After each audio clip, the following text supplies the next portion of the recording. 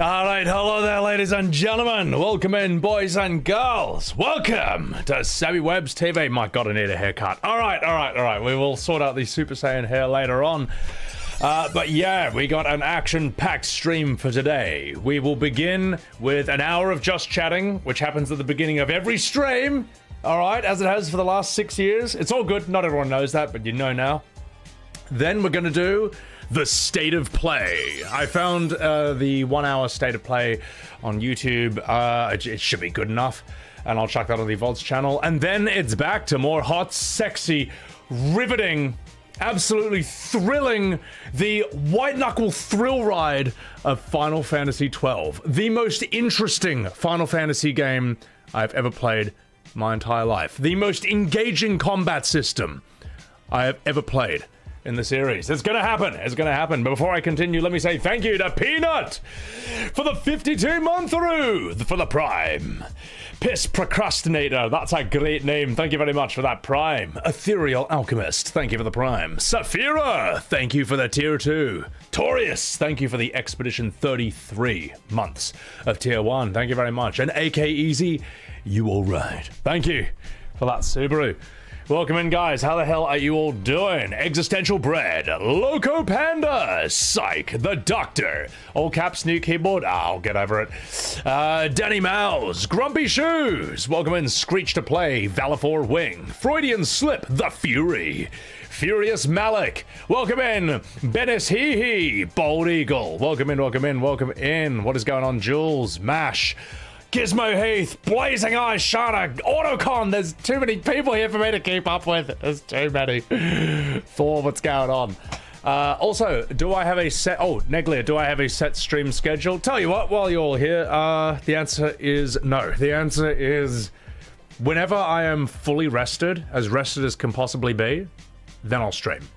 And there's reasons for this, because once I start, I don't stop. Because once I start, I can't stop. It's just all I want to do. Many new people seem to be blown away that I stream for 12 hours in a single sitting. That's how I know you're new, because my regulars know I used to stream for 16, sometimes even 18 hours in a single sitting. I think the Baldur's Gate 3 streams were where that hit its absolute apex for like 3 months. Z Wonder, thank you for the Prime. I appreciate that. Thank you very much. So that's the thing. Here's how it all kind of works out in the end, though, is that even if I stream at a bad time, even if I start stream at a bad time for you, whether you're in the States or the UK, Europe, or wherever, don't worry. As soon as you wake up, I'll be on for like another 4 hours or so. I don't stream like a normal streamer.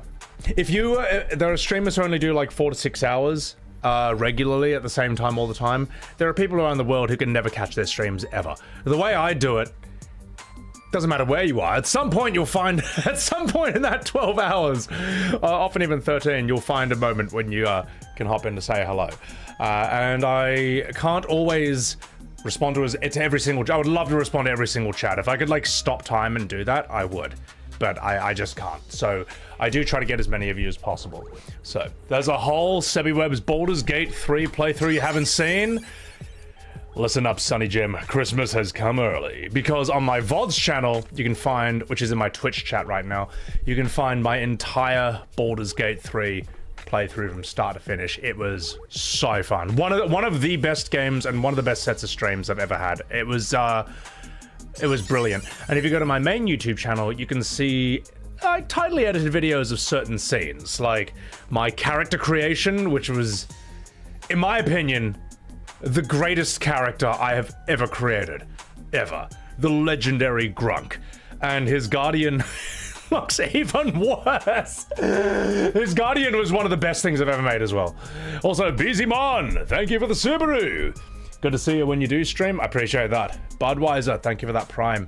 I also want to stream more frequently, which is going to happen. Basically, another big reason I haven't been streaming as much is because I recorded a staggering amount of main YouTube videos on the stream, and I have 4 editors, and I got to look through all those videos. D's Clops, thank you for the super chat. Angel Roger, welcome in. Sun Tzu, thank you for the 6 months. Loved your work in Art of War from 2,000 years ago. Great book, by the way. Peanut, friendly reminder that those kids deserved everything that happened to them. Oh, in Baldur's Gate 3, yes. Look, I may have thrown a lot of children, all right? I may have thrown a lot of children off bridges and across the room and at each other. But in my defense, right, it was in self-defense. And I save-scummed every single time. So I never had to live with the consequences of my actions. All right.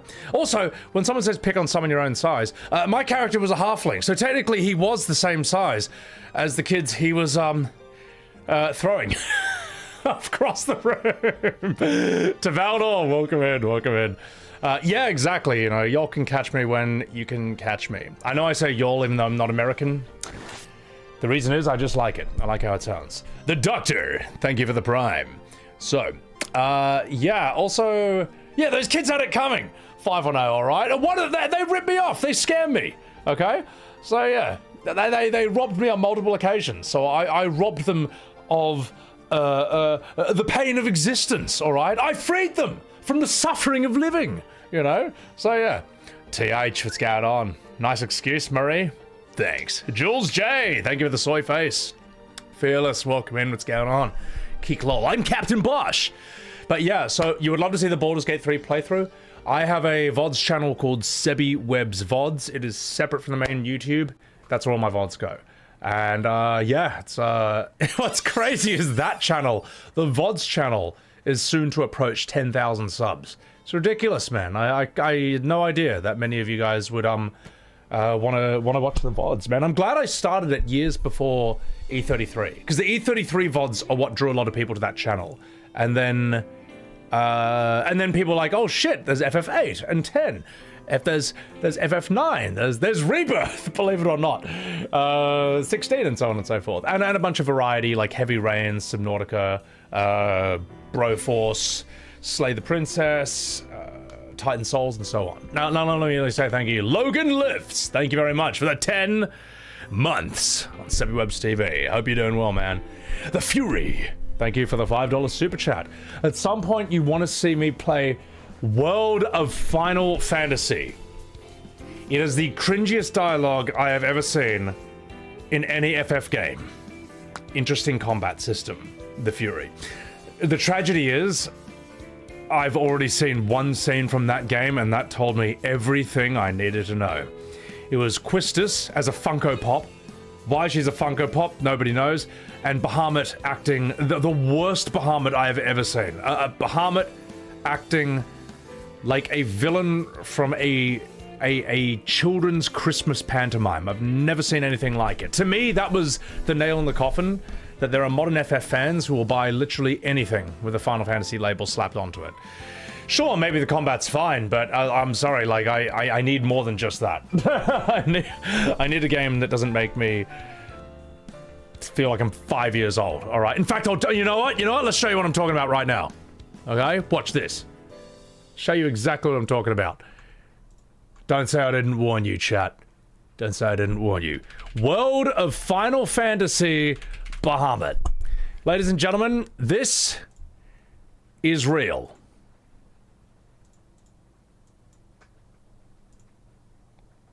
Get ready. So it's been that long. None of us know exactly how long it's been, but it's estimated the giants who lived here must have disappeared about 100 years ago. Quistis, why are you a Funko Pop? What is this? It's a little hard to imagine.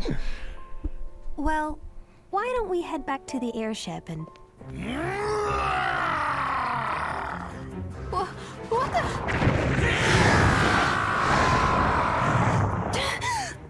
Was there something I could help you with, Bahamut? Oh. Or should I call you Tia Babilo? You dare speak my true name before a stranger? Have you lost your mind? What is going on? It's been a century, you said? Been quite a while.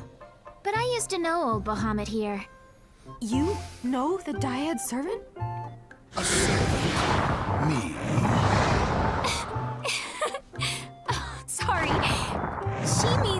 that you once served Lon and Rain. Ah, yes. Who can forget those two? Anyway, I think you get the picture. I think I made my point. Now, when people scream at me on Twitter, the usual suspects, the anime PFPs, to say, what about World of Final Fantasy? It's like, that's why. That's why. When I say I want a turn-based FF, this is not what I'm talking about. All right? What is this? Final Fantasy for 5-year-olds? This is ridiculous. I'm sorry. I don't care. I am fucking done with giving these games a chance, all right? I'm just done, okay? People scream at you. They'll give you the 3-page Reddit essays for why that's actually amazing. You know, you're not giving it a chance. No, I gave it a chance, all right? That told me everything I need to know. So bad it's good? No, it's so bad it's bad. it's a lot worse than that. Surely this is fake MASH. No, that is real. That is real. That's actual from that's the game. That's actually from the game. You're not disappointed that you're watching my stream because now you have to watch this, Neglia. Now you know. Now you know. What the fuck indeed. But the thing is, right? People, World of Final Fantasy. It's weird. I think it's Final Fantasy made purely for Kingdom Hearts fans because the defensiveness, the psychopathic defensiveness you'll see around that game is similar to what you'll get around Kingdom Hearts. So yeah. Mori Kessler, thank you very much for the $10 super chat. Morisabe, Mystic Quest is still better. You're not wrong. Mystic Quest is better than World of Final Fantasy. It is. It is. The Fury, World of FF PTSD is real. Thank you for sharing my misery. Thank you very much, Fury, for the $5 super chat. Sunzu, you can't even believe that's real. It's fucking real. It's fucking real, man. You know what? I'll tell you what. I'll even make that a short. Why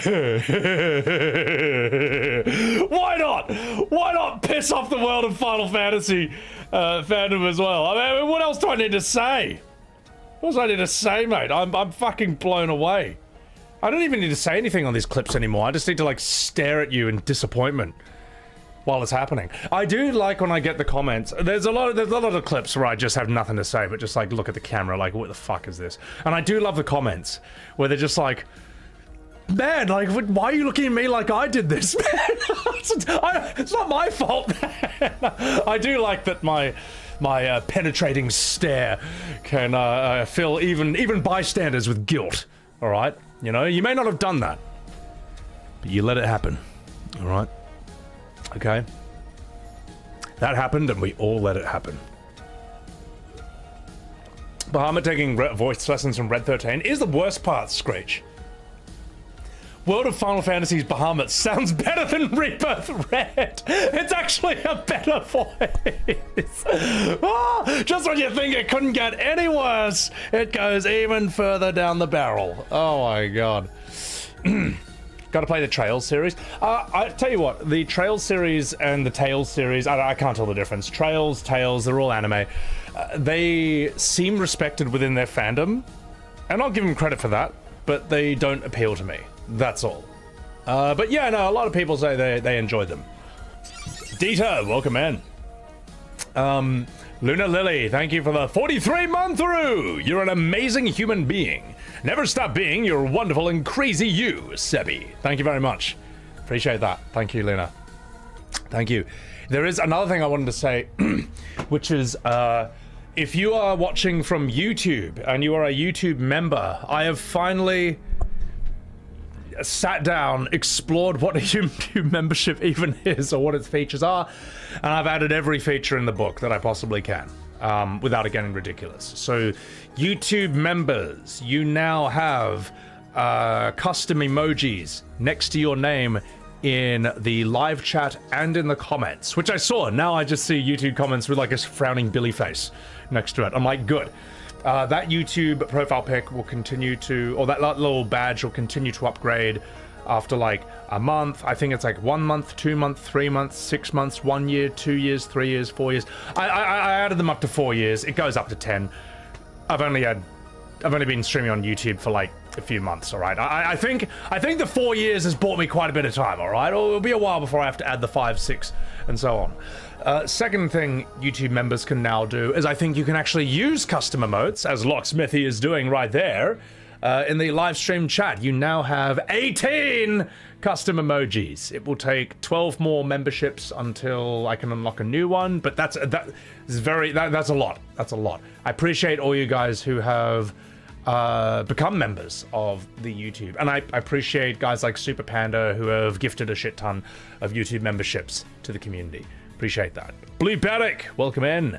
Nobody knows. Dark Urge? I don't know, because a Dark Urge run is just going to take so long. This is the problem with Baldur's Gate 3, is while it's so good, you can't just knock it out in a couple of weeks. And you do a full playthrough, you're in for the long haul.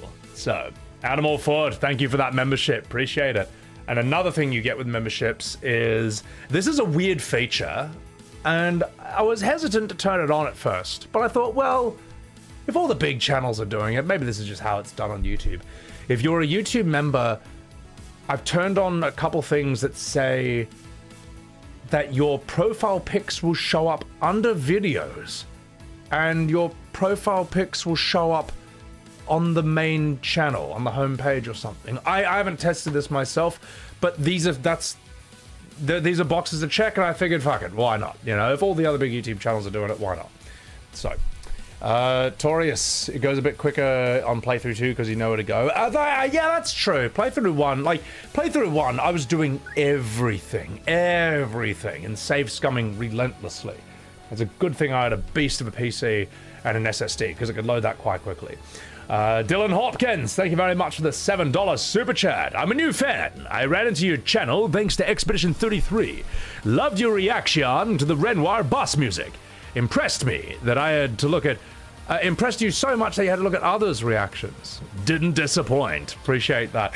I think it's amazing, right? Like this is a testament to how good Expedition 33's music is that it was a YouTube meta.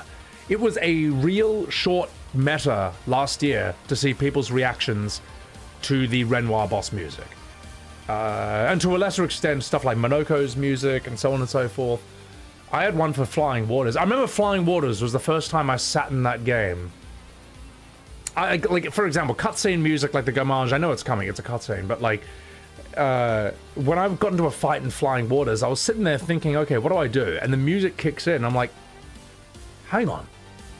This song is amazing. And because I was riding on such a high from E33, and just like, the channel was blowing up through then, with various Twitter dramas as well, only on launch for that. I was basically walking around the house the entire stream after that, just with Go Blue on repeat, on Flying Waters on repeat. It was just, it just felt awesome. It was so good. Did the same for the Renoir boss music as well. Just like my whole house, just for like hours, it's like dun dun dun dun dun dun dun dun dun dun dun dun dun. It was so good. So yeah. All the music is from a no-name SoundCloud dude, Dooley. Yeah, and the fact that like he and Guillaume Broche only crossed paths kind of purely by accident, you know, an hour apart on this obscure forum that they both kind of visited for the first time. It's crazy, man. But the thing is, crazy shit like that does happen in real life. I'm trying to think of like some examples in my own life. When's the next E33 stream? Outro Tannies. It will be, let me just turn the music down, it's quite loud. Actually, is the music too loud? I don't think it is. I think I've just got it loud for myself. There we go. Basically, all I have to do left in E33 is Lampmaster and Claire Unleashed. And I know they're not going to be as fun as Simon. So I'm saving those two for a rainy day. There's many other things I want to do in the meantime. And those things include... God, this is torture. Finishing the Final Fantasies that I have put off playing for my entire life. Why? Because they had zero appeal to me, okay? And those FFs are FF12, which never tempted me, FF13, oh god, that's gonna be 3 games! It's gonna be 3 games! I don't know if I can do 13 right up to 12. I might need to, like, recover for a bit. But You know what? Who knows? Maybe it'll be like, fuck it. Let's just go in. Let's go in raw dog Morty. FF12 followed by all 3 FF13s. Just fucking do it. Not too loud? Thank you for the music. Okay, appreciate that, chat. Finish Look Outside. I don't know how to finish it. Time to get the alcohol ready. Maybe Look Outside one day, but right now I think it's more important I finish the FFs. And even, oh god, this is torture. Crisis Core. I gotta do it. I bet you Crisis Core is gonna be better than those two. But then again, even if it's technically better, I might actually get pissed off at it because I know it's gonna retcon a few things. You know what I mean? When people talk about like, no, they need to show the soldier degradation. I'm like, that's an invention of Crisis Core, from what I hear. That is not in the OG. Me? Gongaga. Crisis Core is better than the remakes. No, from what I hear, right, from everyone I know who's played Crisis Core, they say this is actually, like, probably the best thing to come out of the FF7 compilation multiverse. Which I'm like, all right, okay, fine. You know, I'll take your word for it. I'll experience it for myself. Max Powers, welcome in. But when I think of Crisis Core, piss off, you little weeb. When I think of Crisis Core, I think of this.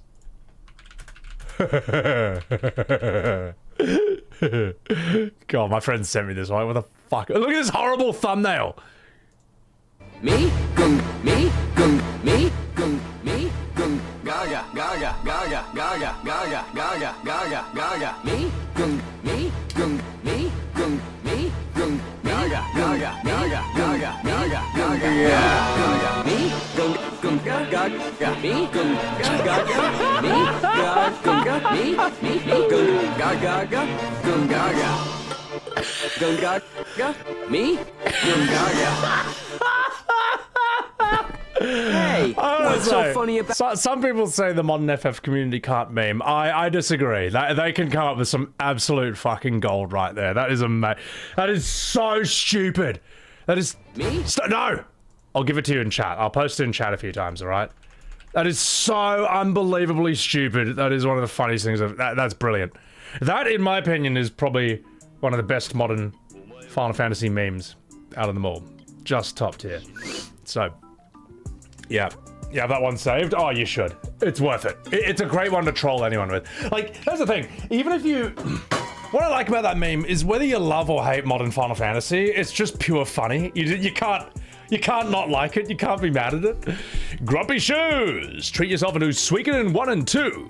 They were amazing as a kid in the 90s. Playing Crisis Core right now, so cringe. Yeah, well, the thing is right, while Zack looks really cool, I can't unsee him. I actually think Zack is a Prompto character. I just said that. I feel like Zack is like Titus, Prompto, and Sora mixed together, but he looks cooler than any of them. And now that you know that, you can't unsee that, because that's how he talks and acts in every single scene. In fact, I personally think that Zack, for me, I think Zack's personality works best the way he was portrayed in the original FF7. In the original FF7, Zack only has one scene in which you see him talk. One. Well, I mean, yeah, he says Cloud kills Sephiroth in like the Flash, but whatever. But like, the one scene on the back of that guy's ute, on the back of his truck when they're driving them to Midgar, and he has a conversation with like, you know, the truck driver and like a catatonic Cloud. That's where you see his sort of naturally cheerful, joyful nature. And I think it works. The reason it doesn't wear out its welcome is because it's one scene, and then the scene right after that is one of the most bleak, sad, and crushing and blackpilling scenes in OG FF7. It's brutal, man. It's ruthless. Eris's death scene will make you cry, but Zack's death scene will leave you feeling just hollow because it's so unfair. But it's real. I mean, it's just This is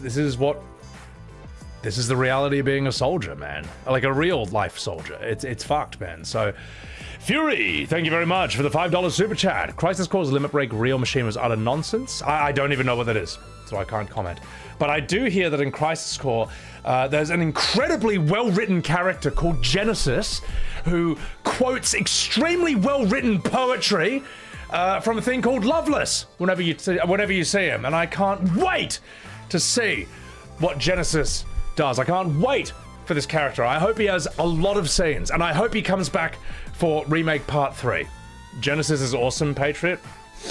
Now, from what I've seen, the chat of cringe, oh my god. Loveless is the best. Well, an interesting thing is that Loveless comes from, I think, an Irish band called My Bloody Valentine, who had an album called Loveless. And if you listen to the 4th song in that, you can hear touches of the world map theme in FF7. You can hear touches of, hang on, wait. This is where they got some of the ideas for sounds and bits of music in this game. So it's pretty cool, man. And Loveless is basically just named after that album. So Genesis might kill you. I'll die of cringe. You know what, Alexander? I'm okay with that. I'm actually okay with that. Because the thing is, like, and let's bring it back to Final Fantasy 12. Also, welcome in Ace of Spades. Let's shoegaze is great. Yeah, shoegazing. That's what it's called. Is that because, like, wasn't it called shoegazing because the musicians just kind of looked at their shoes while they played? And just gazing at their shoes. Such a weird name for a genre, but it actually, it stuck. It's a good name for it. But in FF12, for example, while I find Vaan incredibly cringe, I still prefer the scenes he's in because at least he's not boring. At least he's getting a reaction out of me. Whereas the scenes between Penelo and that princess or prince, I don't know, it's hard to tell these days. It was so boring that I'm just like falling asleep in the middle of it. I actually think, like, how bad is this?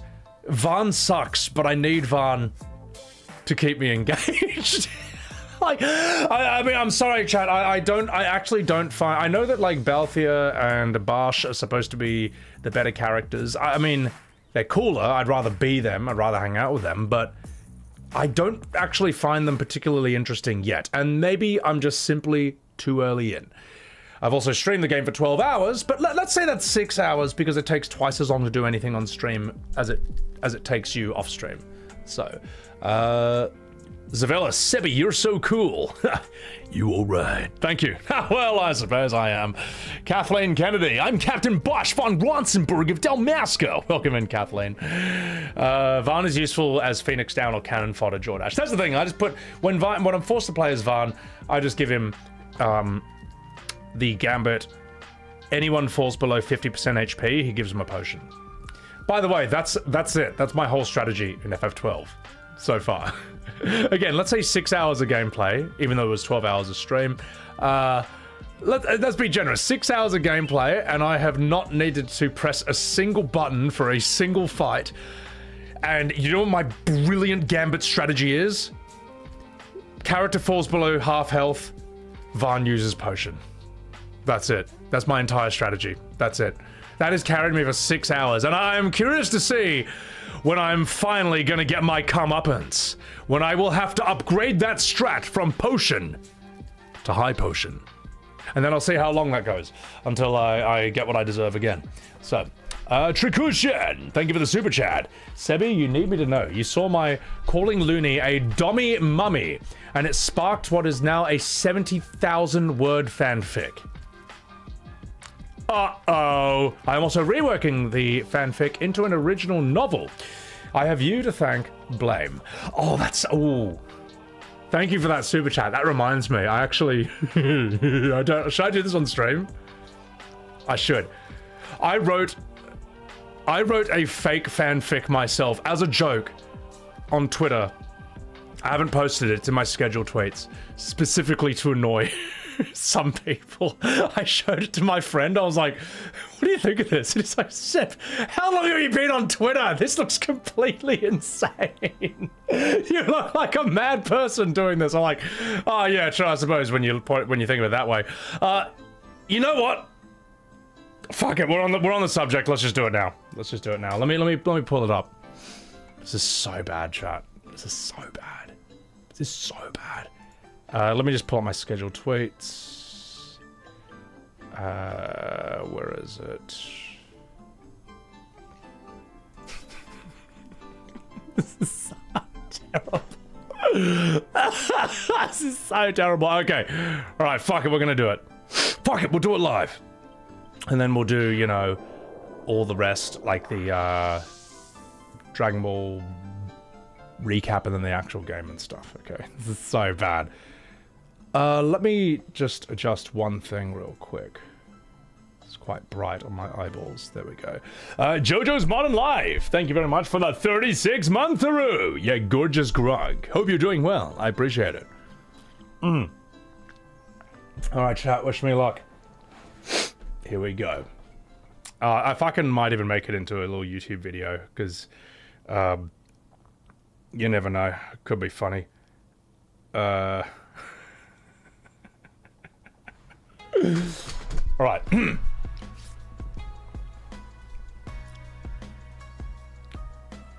So, God, how do I even start on this? Where do I even start? So I had an idea for a joke tweet, like a fake fan fiction, that I thought would be, you know, a funny bit of satire. And all it would be is I simply narrate everything that's happening in this scene. Let me just pause the music for a second. All I would do is I simply narrate what happens in this scene. Behold.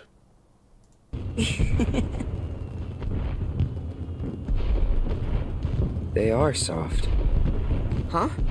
Nothing. Forget it. That is not edited, by the way. That's in FF7 Rebirth. And so I wrote this as a joke.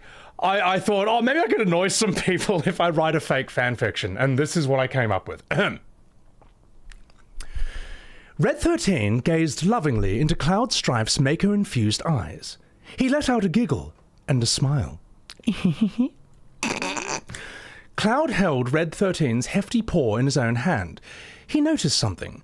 Though he had seen them cleave an adamantoise in half, they now seemed delicate, gentle, even soft?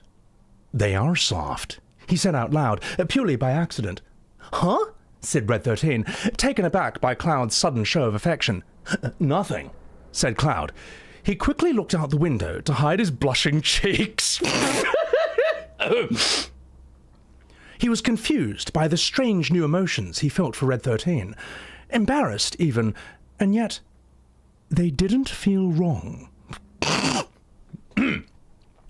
Cloud had only felt this way about 2 women in his life, but now a third was emerging. Oh wait, no, I even have variations on this sentence. I think the second one is a bit better. Cloud had only ever felt this way about Tifa and Aerith before, but he realized that there was now another. A new love was blossoming, one that could eclipse the feelings he had, even for Tifa and Aerith themselves. It was in that moment that Cloud was reborn, rebirthed even, into a full-blown Clanarchy. And here's the worst line of all.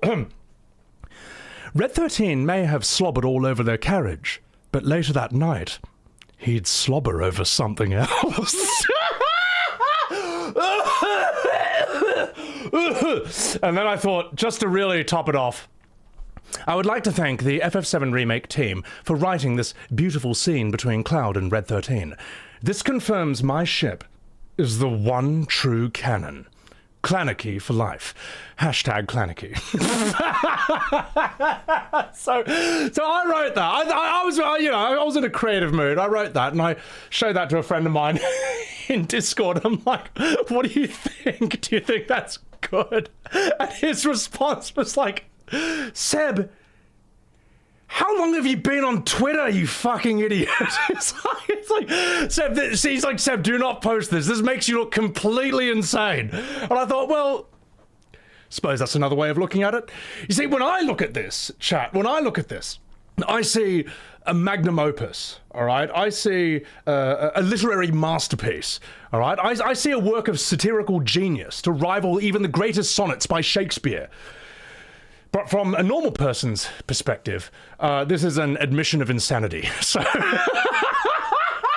this is how you know I have been completely down the rabbit hole far too much. The fact that, like, yes, from a normal person's perspective, I have put in an enormous amount of effort and skill just to annoy an extremely specific group of people. This is just terrible. Oh god. So yes, no.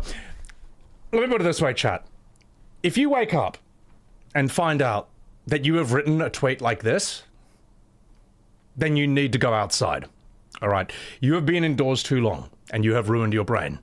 Okay, this is your subconscious making a cry for help. This is, like, when I had my friend in the Discord call to look at this, that was probably the back of my mind, like, trying to get caught. I wanted to get caught, to be perfectly honest.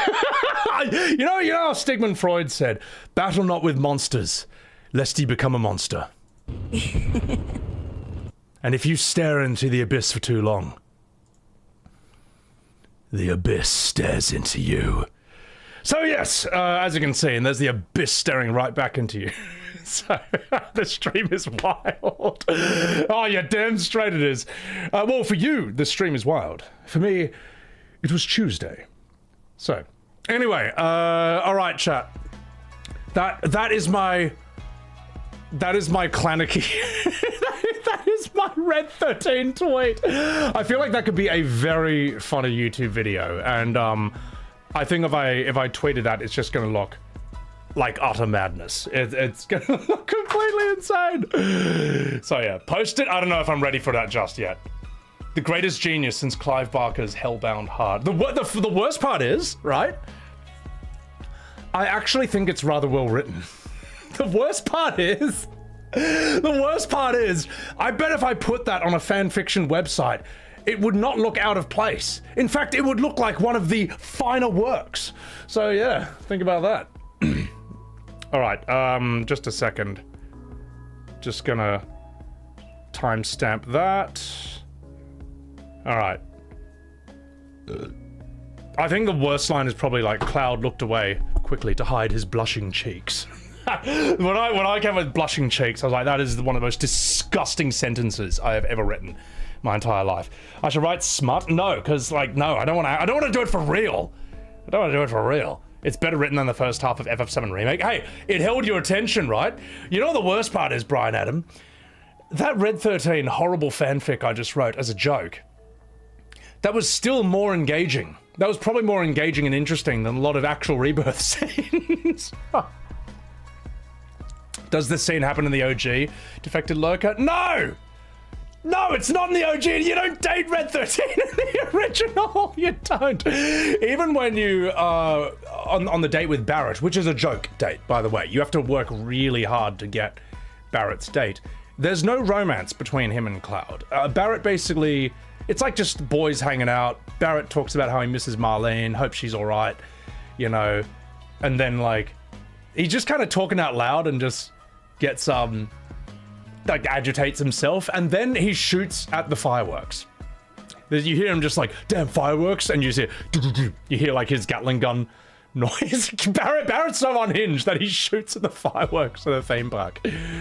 Angel Rocher, you have allowed this game to do more damage to your brain. Yeah, I've allowed this game to do much damage to my brain. Look, here's the thing. No normal person comes up with the term Clannicky. All right? That's a sign that you're going down the rabbit hole.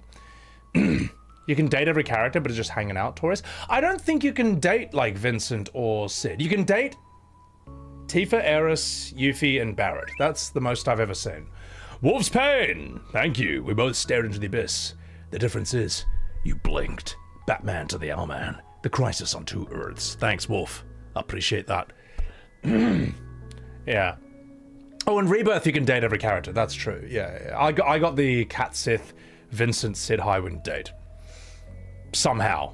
No one even knows how I got that. Like, no one got that. Sebi is Robotnik with his finger over the red button as he posts that.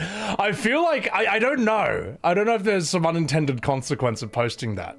But I think at the very least, it could be a very funny YouTube video. So yeah. It's 2 a.m. What the hell? You can't hear Red 13's voice without the fart sound at the end? Good. Swan Knight, welcome in. A beautiful quote. Thank you. I appreciate that. the Cloud blushing was real. It was. The slobbering line is the worst. Hate it. It's so bad. When I typed that, I was like, I was actually crying laughing. Do you know, chat? As I was drafting that Red 13 tweet on my phone, I was probably like, it was just like probably like 2 a.m. in bed with nothing else to do, and I had like tears of laughter as I was typing it. Oh, so bad. So bad. Dating Yuffie feels so wrong. Duck. Yeah, well, yeah. In the 90s, though, they, at the very least, they did it somewhat tastefully, you could say. Like, it kind of just comes across as her just, like, kind of acting on impulse and not really knowing what to do. And there's a bit where she gives Cloud a peck on the cheek, and he just doesn't know what to say. And she's just like, oh gosh, say something. That's the voice I give her when I voice act. She's like, say something, the tension's killing me. And Cloud eventually is just like, something. And you just hear, which means Yuffie slapped him. It's kind of cute. It was the 90s. It was like a more innocent time. Like, people weren't thinking in that way. Whereas, like, now, I don't know, man. It's, Rebirth is the Yuffie show. And she goons to, Dio, to 45-year-old muscled men, apparently. I didn't do that. Square did. You miss my Ciel voice? Oh, God. Well, I mean, yeah. No, I do like Ciel a lot. What does Clannicky mean, Trick? I think in the shipping world, there's people who ship Cloud with Aerith. They're called Clariths. There's people who ship them with Tifa. They're called Cloddies. And I just invented my own, which is Clannicky. I think you can figure out what that means. And someone else said, I'm a claret. And we were joking in the comments about clouds and clarets being the final showdown of this. But that said, I got no crossover with the shipping fandom. I'm staying right out of that. That's going way too close to the sun. They can do their own thing. So, No Country for Tall Man. Thanks for the follow. You've been replaying Rebirth because you hate yourself. There's so much wrong with it. Yeah, I mean, well, replaying it is when you realize how immensely bloated it is. Looking at it after launch hype is over, you realize how many scenes you just forgot because so much of it is unmemorable. Yeah. So, Cloud plus Zack equals a clack. That's horrible. I don't want to think about Cloud banging Zack, even though that art probably exists somewhere. Botox skills. Thank you very much for the Prime. Thank you. I appreciate that. So. Clincent? Oh god. Well, as I say, what I like about Vincent is I think of Vincent as like what Cloud could become if he lets the grief overtake himself. Which he won't, because he's still got Tifa. But Vincent, that's what a guy looks like who lost his waifu. And then like several decades pass. He's an ice block of a man. Like there's just no feeling left in him. No emotions left. Which is kind of, it's very cool. But it's also why when you have Cloud and Vincent in the same party, it also doesn't feel as interesting. There's less of a dynamic because they're kind of similar characters, if you notice that. But when Cloud's out of the party, which he is for a chunk of Disc 3, I always have Vincent in. He feels like the Cloud stand-in a lot of ways. In fact, Barrett, Vincent, and Sid is a fucking awesome party. That's just the boys. Boys for life. Men behaving badly in many different ways. So, Vincent is fun to play. Oh, Vincent's awesome. He's so cool. Yuffie is like a meaner version of Riku. Well, she is in the original. Yuffie in the original is noticeably different from how she is in Rebirth. Like, in the original, she's an annoying kid, but she's also a brat. She's not particularly a nice person, and she doesn't particularly like you and your party. She's just there. She's just hanging around you to steal your materia. Ashnikoi! Welcome in, welcome in. Her priority is not aligned with yours. Her priority is to get enough materia to bring back to Wutai to make Wutai great again. That is Yuffie's motivation in the OG. Whereas in Rebirth, it doesn't quite always know what to do with her. Rebirth is the Yuffie show, and she's suddenly best buddies with Barrett. But then that's inconsistent. There's times where suddenly Barrett is super pissed at her. She's pissed at him. And it's like, I don't know, like, why do you suddenly hate each other? Or I thought you guys liked each other. It doesn't feel as consistent there. So, I don't know. Drinking water out of a Guinness is the best thing you've ever seen. Oh, well, that's because I used to just slam beers on stream all day. The Grims, thank you for the prime. Now I start with water and coffee. I'll have a coffee before we do State of Play. And then we'll get to hot, sexy Final Fantasy XII action. They did the Cat Sith betrayal too early, Grumpy. Well, actually, no. Well, what they did in Rebirth is they simply switched the order of things around. So, in FF7, in the real FF7, you fight for the Keystone in the Gladiator Arena. Then you go to bed. Then you have the date, and on the date, you watch Cat Sith pops out and steals the Keystone. And he wasn't meant to do it in front of you. He was meant to not get caught. He was meant to do that in secret. Now, what Rebirth does is it just swaps the order. Apparently, the order of that scene is the timeline that the Fate Ghosts, the Whispers, were protecting. But anyway, they swap. Now they've defeated the Gods of Fate. Now we can have that exact same scene in a different order. You go on the date first. Then you do the Gladiator fight. And in the middle of the Gladiator fight, the Turks basically blow Cat Sith's cover immediately by throwing the Keystone to him and saying, you know what to do. It's like, it's just a much stupider plan. On top of that, Rufus himself, the president of the bloody world, pops down to fight Cloud. One-on-one. In the Gold Saucer. When he should be doing other things. And he loses. Of course he does, you know. Like, how stupid does this make the president look? This makes the president look like a small-minded, like a petty fool, and then it makes him look weak because he loses. Whereas in the real FF7, Rufus isn't doing shit like that. Rufus is Rufus is basically looking for Sephiroth on the Promised Land. Rufus is fighting Weapon. Rufus is doing in the real FF7 is doing what a real president should be fucking doing, which is leading his entire company and or even country, you could say, because they own the world, in pursuit of this much larger goal. And what I like about OG Rufus is he's not on your side, but he's not weak. Rufus is quite a brave and strong-minded man. He's quite a strong-minded guy. Like, he doesn't just, like, sit back and give orders. He goes to the crater himself. He sees Weapon with his own eyes. He leads the battle charge against Sapphire Weapon, the defense when it attacks Junon. He's mad, even though he's a bad guy. He's strong. And there's something respectable about that. So, Cloud and Cornea, I mean, they do have a moment, you could argue. Terrible. So, another thing they changed in Rebirth, where, you know, Cat Sith steals the Keystone and gives it to the Turks. Well, in the original FF7, he's like, hey, even though you just caught me, can you just keep me in your party? And we go on like nothing happened? And Cloud and Eris are like, no. Like, what do you mean? Why would we? And Cat Sith's like, well, look, I didn't want to have to do this, but listen to this. And you hear Marlene's voice, because they've kidnapped Marlene and are using her as hostage, using her to blackmail you to keep Cat Sith in the party. And he's like, yeah, so now you got to take me. And it's a really interesting, weird scene, because this big, cute, fluffy Moogle cat thing is threatening you with a child's life. It's like, fuck, man, that's weird. That's, when people say OG FF7 was always weird, that's actually, that's a good example of it. This rather cute thing forcing you to take it extremely seriously, because it could just kill a kid, you know.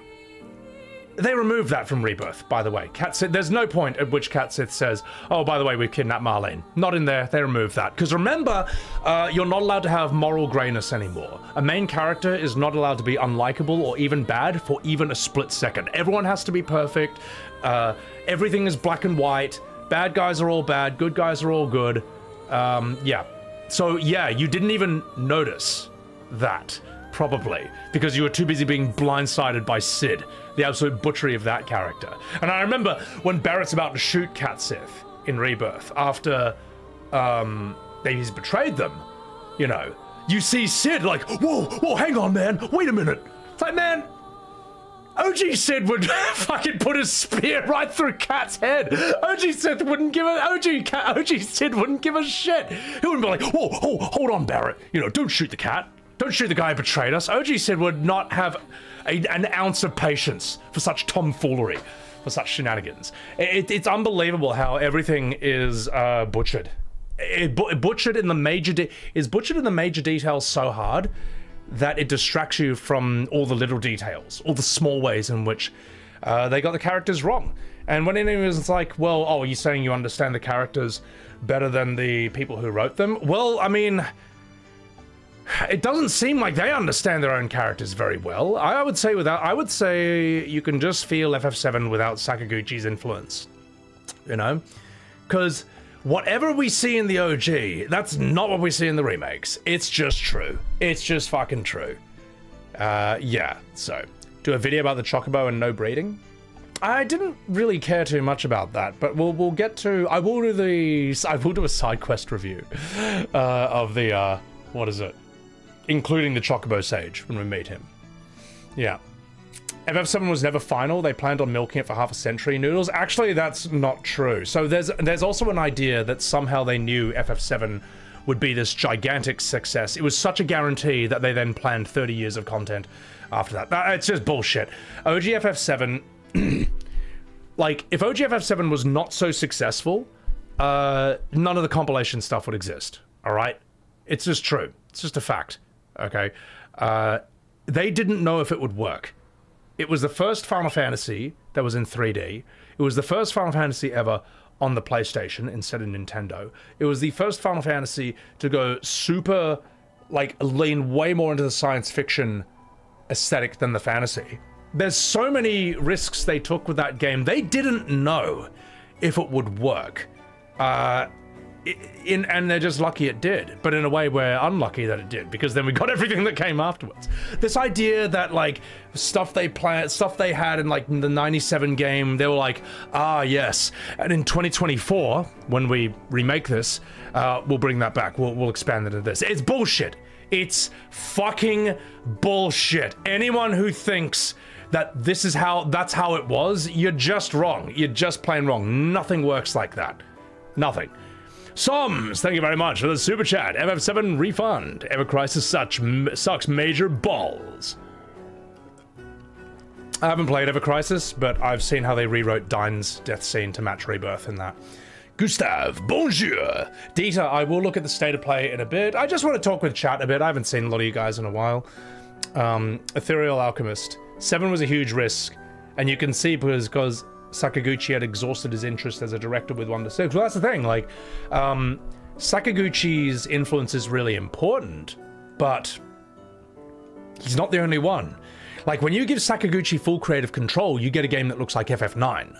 Like, FF7 is this fascinating compromise between Sakaguchi, Kitase, Nomura, and whoever else is on that, you know. Like, Kitase, from what I've seen, Kitase is the one who's responsible for the aesthetic of 7 and 8. Isn't that crazy, man? Nomura is the one, I think, who suggested they kill Eris, which is crazy, man. So people say he's a shit writer, not always. Also, I think the original plan was when you parachute into Midgar at the end, everyone who's not in your party is meant to perma-die. Die, permanently. Nomura was apparently the one who vetoed that. So, it's interesting, right? It's OGFF7, the Golden Age of Final Fantasy is like watching a great new band when they're on the up and up, when they're exploding, becoming famous for the first time. You know, they're hungry, they're on their best behavior, they're going super hard at everything. Whereas you look at Square Enix today, and it looks like your favorite band after 20 or 30 years. Do this. You should do this, chat. Look up bands, the year they got famous, and look at their live performances. Then look up that same band 20 years later, and look at them now. You can do this with any of your favorite bands, and they go from, like, jumping all over the stage, like, maximum energy, you ought to know! And then you look at, like, them 20 years later, and they're just walking around, just, like, going through the motions, just saying the words. I push my fingers into my eyes. It's the only thing. Sorry, I'm doing that too well. I don't mean to be ripping on Alanis Morissette and Slipknot, but I'm just giving you examples of like, just because if all the best bands in human history can all be subject to this, You know, the soldier degradation. If bands can all get washed up after like 20 years or something, why would devs be immune from this? Why could this not happen to devs? And that's what I think has happened with Square Enix. I think like they're just, with all due respect and for lack of a better word, it just feels like they're washed up, man, and out of touch. You know, it's sad, you know. And the sad thing is they do have a lot of talent and they're not all bad. And that's the tragedy of modern Final Fantasy, is that it's never all bad. Modern Final Fantasy always does just enough to get you interested, to get you intrigued, to try it out and to buy it.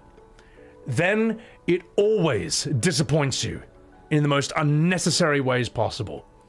It always disappoints you with the most avoidably bad decisions possible. It's been that way for 25 years. So what happens when you become a legend?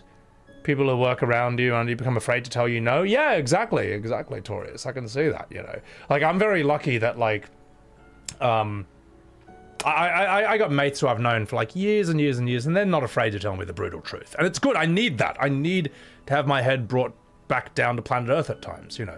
It's a good thing about living in Australia is we have tall poppy syndrome, you could say, which is double-edged sword, where, you know, big heads get brought down to Earth very quickly. But the double-edged sword of that is that it discourages people from being creative and trying to break out of a situation they might not be happy about. Kurisu, thank you very much for the $4.20 tip. What are my thoughts on Crisis Core? I don't know, but I need to play it at some point. I'll tell you what, Caruso. Tell you what, I will at the very least show you the promo art I have made of Crisis Core. Let me pull this up. Tell you what, I'll give you some Crisis Core. Wait for it. Lynch King, thank you for the Prime. I'll give you some promo art for the upcoming Crisis Core streams, and then let's stop fucking about. Let's go and do some State of Play React. Ladies and gentlemen, I give you promo art for the upcoming streams of Final Fantasy VII Crisis Core, starring Zack Fair, Cloud Strife, and the loving Sephiroth. Such a puppy, as he said. So, yeah, I have not played it, Doc. Well, that's the thing. There's actually quite a few major games I missed out on because I played games non-stop all the way up until the launch of the PS2. On that, I played Final Fantasy X, and then I basically quit gaming for many years to focus on school and acting and being a normal person instead. Then I came back to games. That's why I have this weird perspective where I'm like a gamer, but I also have I've spent tons of my life not being a gamer and being in the real world. So, I don't know, maybe that's why I am the way I am. I'm not sure. Now, this is the final version. Here's the original version of this artwork.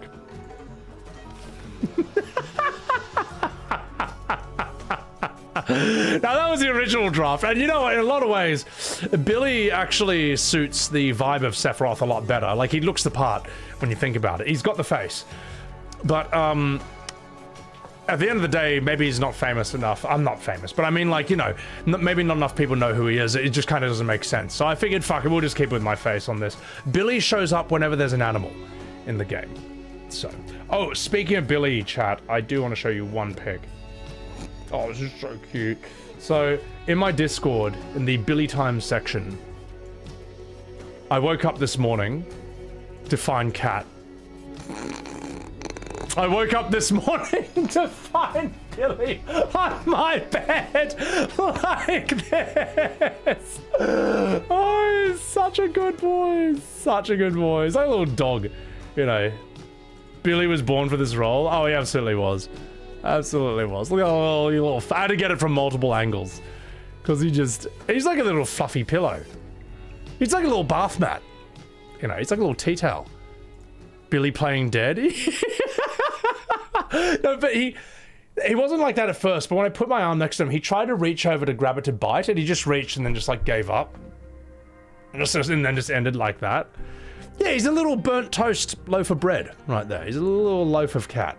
So, all right. Anyway, I thought I would just share with you the Billy picks. You can also join my Discord. I will just put the link in my chat right now.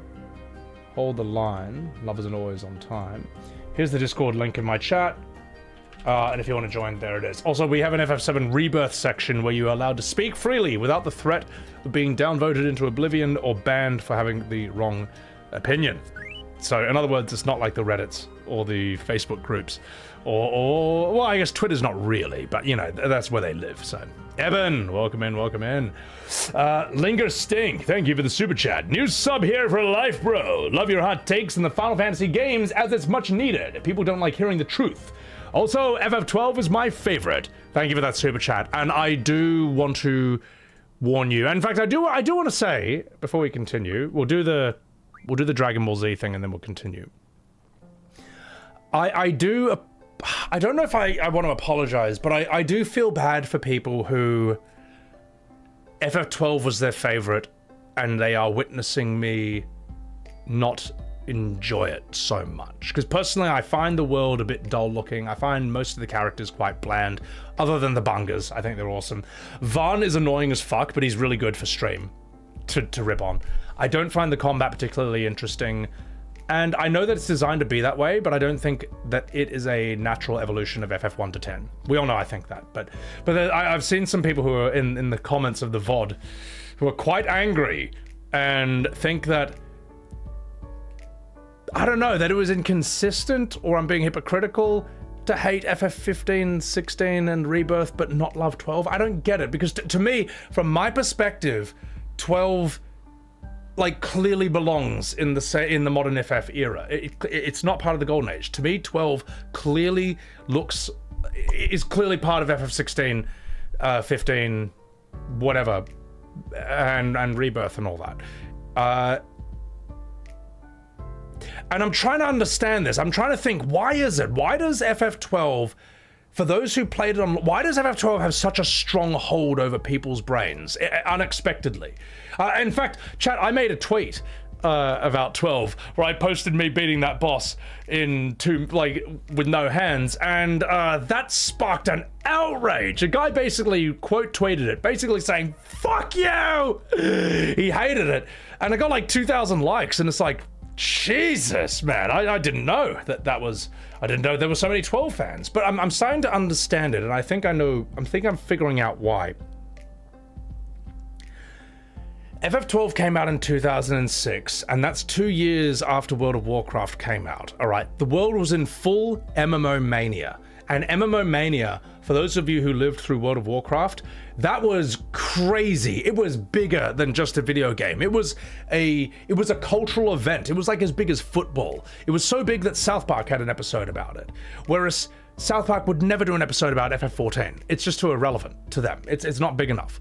And but when we live in 2026, 12, there's no MMO mania, and it's extremely apparent what 12 is. It just looks like a single player MMO. It doesn't look like an evolution of ATB or FF1 to 10's battle systems. It looks like if you made FF11 or 14 play as a single player game. And yeah, they wanted to be open world like 12, which came out before WoW, which they wanted to stay on that track. Well, here's the thing with 11, all right? Here's the thing with 11. FF11, and I was looking this up because I'm like, I think FF11 is actually the real beginning of the modern age. Not even FF10-2. FF10-2 you can still see as a spin-off. Its tone sort of became, you know, a blueprint for like FF15 and Rebirth, but 10-2 still plays like a Final Fantasy. And even though it says 10-2, is it a numbered game? I don't know. It's like a spin-off of a numbered game. But FF11, right, is when Square saw MMO money. In fact, you know what? Don't take my word for it. Let's just do it right now. Let's just do this right now. How much money did FF11 make at first? Let's go from the very beginning, all right? I know it's an AI answer, but you know what? It's good enough. Final Fantasy XI, released in 2002, became a massive financial for Square Enix, with a lifetime gross revenue estimated to exceed 1.3 billion. First First profitable MMO in the franchise, maintained a steady high-volume revenue stream. 500,000 subscribers by 2008. All right. Longevity and revenue, like as I say, MMOs, you pay again and again and again and again and again and again and again and again. And people played this game for years. That's like buying the entire FF catalog for one game. Huge subscriber base, recognized by 2012, the most profitable game in the Final Fantasy series. Let's see, how profitable was FF11? FF11 basically became a cornerstone of Square's income. Like gigantic, like absolutely massive. Fuck it, let's deep dive as much as possible. So,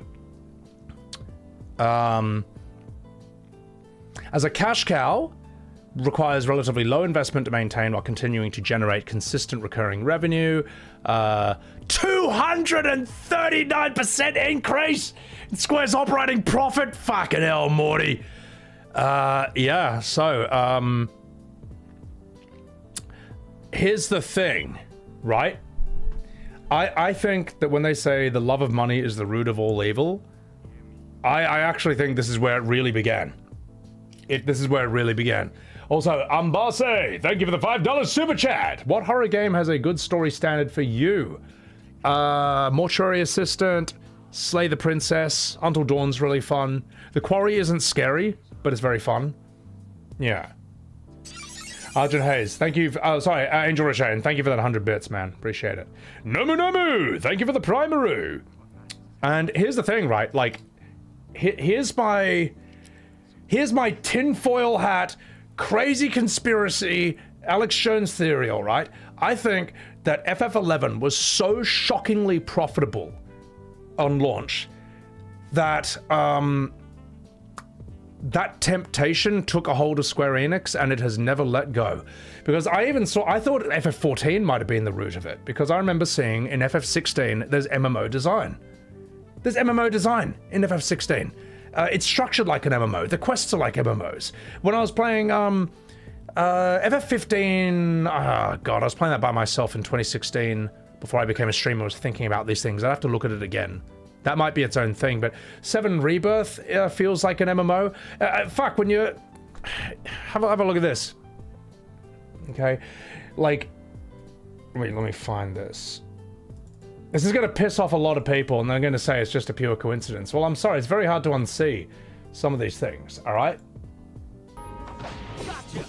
Let's settle this once and for all. Does this look familiar to anyone?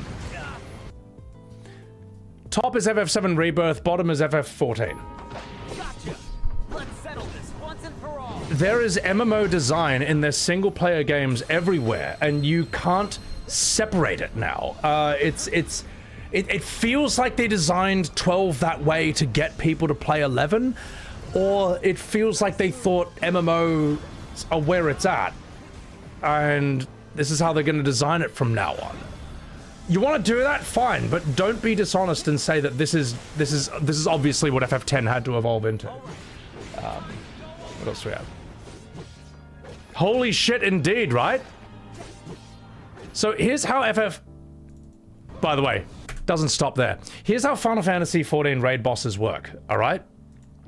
Huge arena, alright? Boss sits at the very end of the arena just floating, and then here come the attacks, alright? This is don't stand in the lines. Ready? Don't stand in the lines. Minus 50 DKP for Yuffie.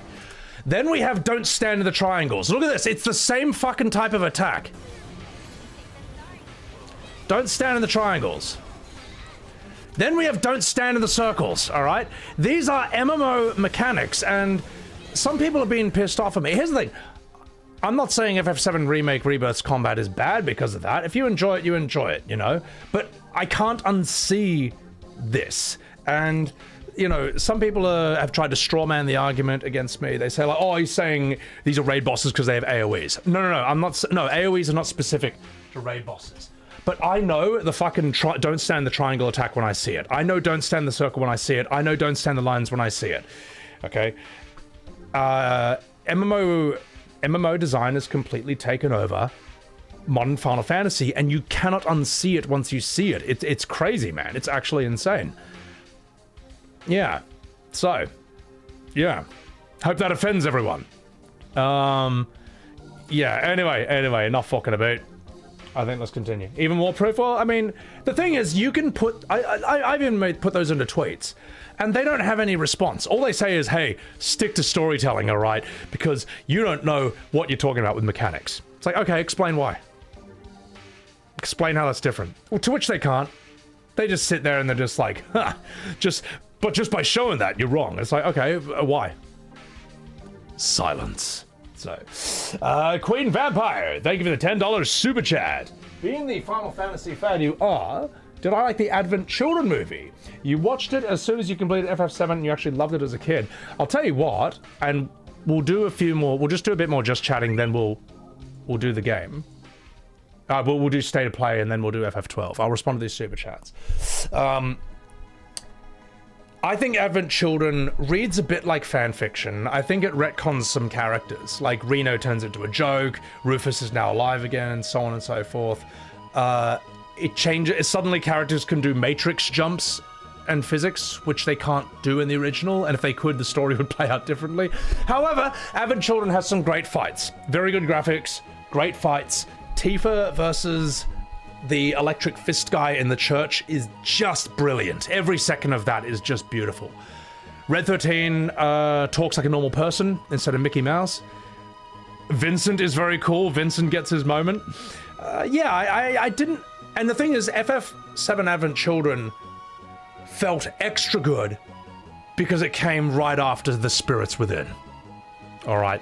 You know, as soon as you saw Advent Children, you could see it for 1 second and be like, oh shit, it's a real FF7 movie. You know what? Fuck it. I'm switching my brain off. I'm turning off my standards because at least they're actually trying to do it this time. Because Spirits Within is just not great. So that's my answer, Queen Vampire. I think Advent Children opens the door to a lot of bad things, but at least, I don't know. It didn't feel like it was bad on purpose. It felt like their heart was in the right place, and at times it gets a bit misguided. So, Loogie Head, thank you for the super chat. Playing OG FF7 based on your vids. Remake was your first game. You're much happier with the OG one with the modern junk. Okay. Wife is a fangirl. Based wife. Agree with you 100%. Much love. Thank you, Loogie Head. Thank you for the $5 super chat. Appreciate you and your based wife. Linger Stink, thank you for the $2 super chat. Did I play Legend of Legaia? Yes, I did as a kid. That's a fucking sick PS1 game. That is so fun. That deserves, at the very least, a remaster. It should be on Steam. It should be on PS5. And it's not. So, that's the thing. When people, okay, like, think about this, right? When people shit on Blizzard and say it's the worst company ever, at least if I want to play an old Blizzard game, I can. You can't say the same thing for Square Enix. All right, I'm going to list a bunch of games that should be on Steam and PS5, and they're not, okay? One used to be Final Fantasy Tactics, but now, after 28 years, they finally developed the space-age technology to put it on Steam, all right? So we'll take that off the list. But it was there last year. Legend of Legaia. Wait, is that Square? Ah, forget. Oh, whatever. Parasite Eve. Brave Fencer Musashi. What else do we have? I had a ton of these off the top of my head the other day. I had a ton of these off the top of my head the other day. Xenogears. Yeah, I'll tell you what. Chat, you can help me out with this. Well, Legend Dragoon is Sony, and that came out on Steam. Oh, it came out on PS5 a few years ago. Yeah. Secret of Mana? I thought Secret of Mana is on Steam. No, but you know how they fucked up Secret of Mana? Right. Secret of Mana on Steam is there. And they've smoothed all the backgrounds, but they've kept the main characters maximum pixelated. So there's no visual cohesion. Everything looks nice until you move your character there. Then it looks like shit. Star Ocean? I thought Star Ocean 2 is on Steam. I thought I've got it on Steam. Vagrant Story. A lot of people want that. Not there. There's more. Oh god, I was having this conversation with a friend the other day. And I just, damn. I wish I had more off the top of my head.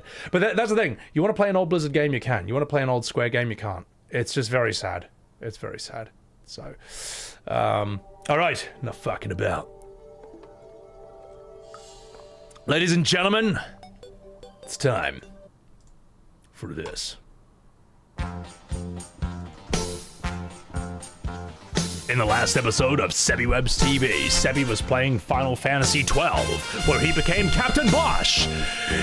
Von Ronsenberg of Dalmasker, where he refused to believe on Dore's lies. Then he hung out with Fran, a furry porn goonbait character with no personality, but it's fine because she's looks maxing. And then he hung out with Balthier and Bosch, the real Captain Bosch, and then he died of cringe. Then he met some bongas who should have totally been in the main party, but they weren't, because this is Square Enix. They don't let you play as cool monsters anymore. But now, it's time for him to check out the State of Play by Sony, and check out the new video game trailers on upcoming games. Will he give a riveting React performance? Will he become Captain Bosch and believe on Dory's lies? Find out today, only on XII Webs TV! XII Webs TV! I'm Captain Bosharoo! Thank you! Thank you. Thank you, ladies and gentlemen. Thank you for enjoying that. Alright, enough fucking about. Let's get down to business. Yeah, so, my thoughts on Fran... No, stop! My thoughts on Fran are that I have not seen her say or do one memorable thing in the entire game so far.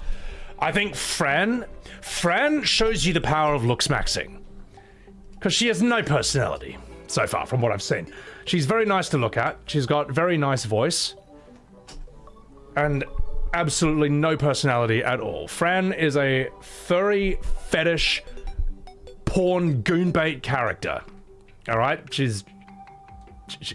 that's it. That's it. Fran understands men very well. Does she? I haven't seen any evidence of it. But you know what I mean? She's a yandir. No. Stop, East Blue? No, I will never stop being right. However, ladies and gentlemen, as I say, I've only taken 12 hours. I've only streamed this game for 12 hours. And as we all know, modern Final Fantasy only gets good after 40. So, why not? Why not? Let's eventually get there. Fran's a G, but kind of a G? Yeah. There wasn't that much goonbait back then. But that said, I don't dislike Fran. I just think she's really boring. Alright, I'm going to get myself another coffee, take a piss, and then we're gonna do the State of Play. More like the State of Gay. Am I right? Okay, I'm sorry, that's rubbish. I will go get myself a coffee and enjoy the sweet sounds of Terraria. And I shall be right back. Coupopo.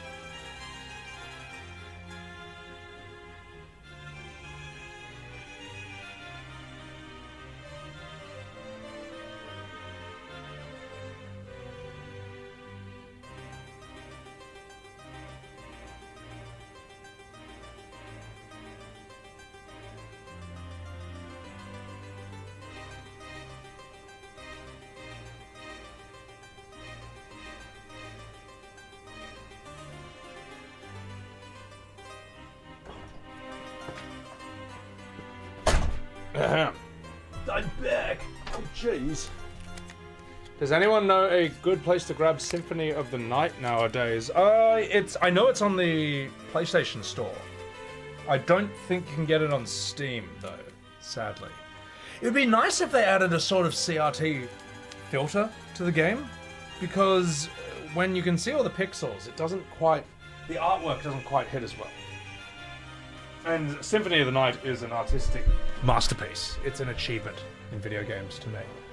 Also, Mina, thank you for the tier 1 subscription on SebiWebs TV. Thank you very much. Thank you very much, Mina. Right, now fucking hell. Let's do this. They've been doing that with the OG Metal Gears. Oh yeah, no, I've heard. Actually, I'm not going to spoil. Let's continue. Can I suggest soundtracks to listen to? Castlevania Symphony of the Night, Risk of Rain 1. Terraria. Oh god, coffee is the best drug in the world. My opinion on Dissidia, never played it. I heard the new one looks really good though. I heard everyone's really excited about the new Dissidia. So, alright, not fucking about. Ladies and gentlemen, it's time. Are you guys ready? One's in chat if you are ready for the state of play. And I'll even timestamp when it's going to begin. Thank you for that, Blueberrick 1. Alright. State of play begin. I'm not going to make this into a full YouTube video, but I may as well just timestamp it for the VODs channel. Just make it easier. So, ladies and gentlemen, start your engines. Because it's time for me to say thank you to Soms for the $3 super chat. Saw a guy on Twitter list his top 10 Metroidvanias, didn't list a single Metroid or Castlevania. How does it make you feel? I only know Symphony of the Night. That's my favorite one, but if that's not on your list is wrong. I'm sorry, it's just true. It's like, if Castlevania Symphony of the Night is not on your list of top 10 Metroidvanias, that's like your list of top 10 fantasy films without Lord of the Rings. That's like your top 10 list of science fiction films with no Star Wars. You're just wrong. It's got to be there somewhere. All right, enough fucking about. Let's do this. Rating pending. Oh my god, rating pending. To mature. This program contains stuff that's really cool. Let me know if it's too loud or too quiet. I sense suffering here, Spirit. Do you need help?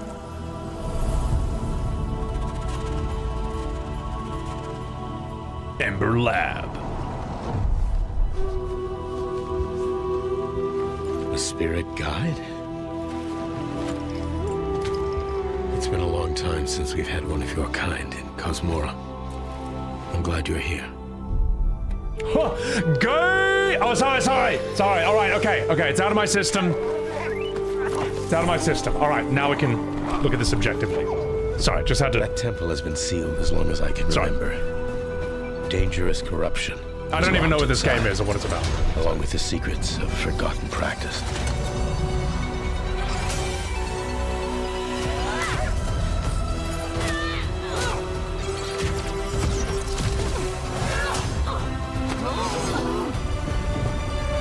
So, Disney Dark Souls, Disney God of War, I mean, fuck it. If that's what you want, why not? Spirit guides here once used alchemy to cleanse corruption. Maybe you... I don't want to judge this too harshly because it's just not made for people like me. Also, Shax, thank you for the $27 super chat. There are three things you appreciate at this time. Sakaguchi recognizing E33 wins at the Game Award. You mean when the devs acknowledged Sakaguchi? Yeah, I thought that was pretty good. Carbot releasing new E33 videos. I need to react to the new ones at some point. Rich Keeble having a YouTube channel. I'm a big fan of his work. Rich Keeble's a fucking legend, mate. Super happy for how much Monoko has blown him up. So, all right, let's keep going. Thank you for that super chat. Appreciate it. Can do the same.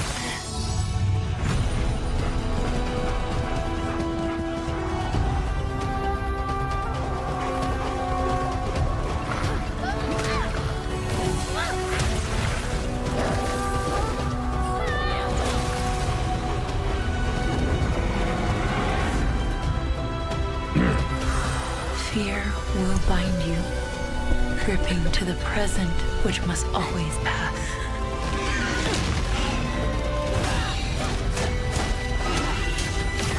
Regret will bind you. Longing for the past you cannot change. Question, if I talk while it's playing, can you hear me? Or should I bump it down a little? Just a little sound test. Will bind you. Because I don't want to have to keep pausing it every time. For a future you will not see. Thank you, chat. Thank you.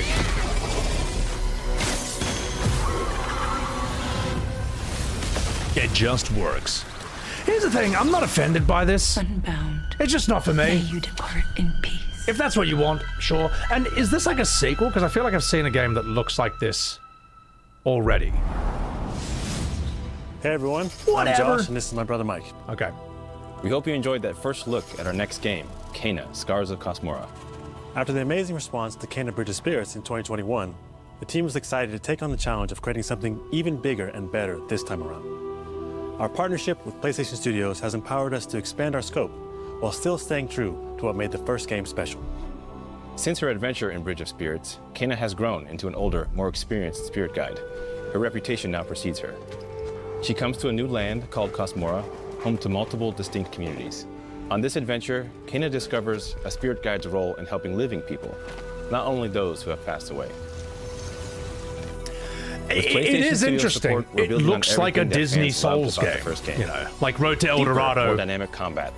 If it was a Souls game. Epic boss so it's like, battles, you know, that's what you want. A larger, richer world, and of course, our charming spirit companions.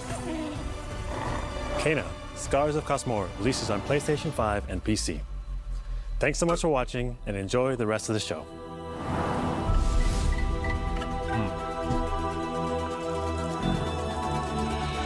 At what point is the Souls combat well gonna go dry? I don't know. The thing is, Souls combat is so good that it just changed the landscape forever. that's a problem. But the thing is, it's also very hard to make a good Souls-like game. So, yeah. It's tricky. Long ago, in the wilds of XII, demons terrorized the land and subjugated its people. They were known as the Spider, the Oni, the Kitsune, and the Snake. Many fought back. Many were cut down.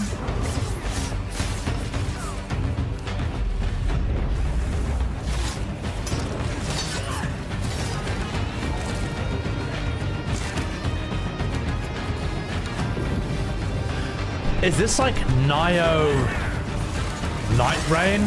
Nio Rain? Is that what it is? I haven't played it, but Nothing can stop a true warrior. I haven't played Night Rain, so I can't really comment on it. Oh, Yotai, okay. Ghosts of Yotai Legends. Oh, yeah, I haven't played any of those. So I'm completely unqualified to have an opinion. Alright. Yotai Night Rain, okay. Who do you think will come out on top?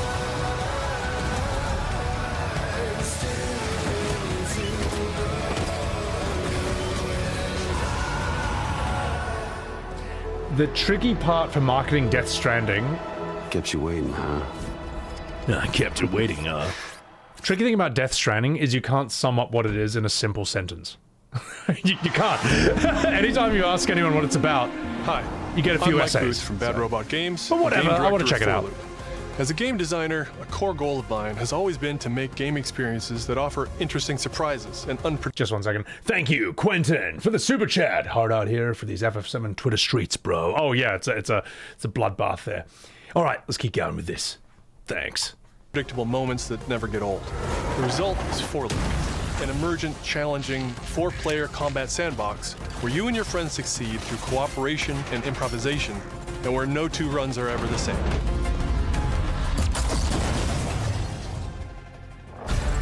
At the heart of Four Loop is a probability map. I thought he called it Fortnite for a second. Four Loop, Human okay. ingenuity to Right. plot your best path forward to defeat the invaders. Each node represents any a good? different mission with its own risks, rewards, and surprises. Oh wait, it's not out yet. Everyone Sorry. votes to Stupid choose the question. next mission. Once you've chosen a node on the probability map, your team will teleport into the mission. You may have to collect mission-critical resources, or even rescue survivors that can offer cool upgrades from your gear, all while trying to avoid the alien forces constantly sending drop pods and kill bots to stop you. We've worked hard to ensure that there are tons of items to choose from, and a lot of strange creatures and mysterious things to encounter. For example, cool. this weird alien plant is called a blink root, where you can collect a blink berry, which will teleport anyone who touches it to a random, distant location. All the various enemies, weapons, items, and mission objectives are all designed to interact with each other in dynamic ways that create emergent game. Why do they all have the same fuck-ass haircut? Because it's 2026, alright? What did you expect? Also, RPG Death, thank you for that Prime. Alright, let's do this. See, I don't play this kind of game, so I don't really have an opinion on it. I don't know if it's good or not. Play an endless, replayable chaos. That means your decisions really matter, and creativity and improvisation are key. We really want players to try things and think outside the box, like hacking an alien terminal to provide intel to the rest of the team, or being bombarded by killbot drop pods, or barely escaping with your life. Fort Raiders? Fort Raiders? If you do die, don't worry. So long as one of you makes it back to home base, you'll be reprinted and ready to try again. The home base is a place for your team to readjust their strategy, evolve your loadout, and choose rewards from an increasing array of powerful gear and upgrades. Each act of the probability map culminates in one of multiple boss battles. This is the Scanner Boss, a huge geologic surveyor that scans for flux deposits to harvest. Its scan fields are very lethal, creating a dynamic obstacle course of lasers to avoid while attempting to destroy the boss itself.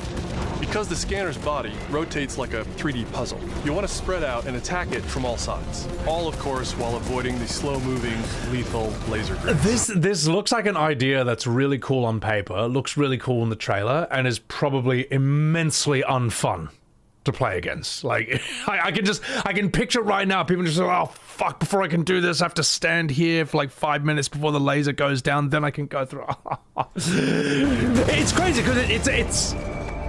The idea, I haven't seen an idea like that before. Is to create something new, but sadly, probably for good reason. Yelling and laughing and saying, "I can't believe that just happened." We're currently in pre-beta, so there's still plenty of polish to come, and we need players like you to join us in upcoming playtests. Your feedback will be invaluable in helping us make this game truly great. We can't wait for you to play it for yourselves. Now, go and fail to save the world. I'm not really the target audience for that, so I don't really have feelings either way on it. So, Loop Knight, Fort Loop, Arc Knight. Hugh, look! What's this? That's the Earth.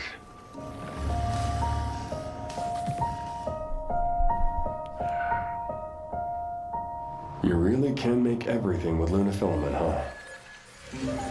Looks a bit like New York. Is that a place on Earth? Put some bloody shoes on, Jesus. I haven't seen anyone besides you since leaving the vault. All alone, huh? I know the feeling. Hey, Hugh. What were you like as a kid? When I was young, I was in an orphanage.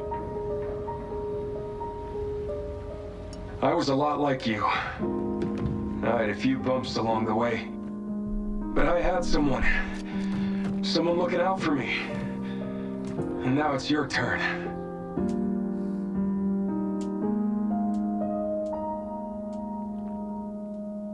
Every game needs a Paimon. Is that the same VA as Paimon? God. If it is, I wouldn't be surprised. Removing exceeding estimates. Deploying reinforcements.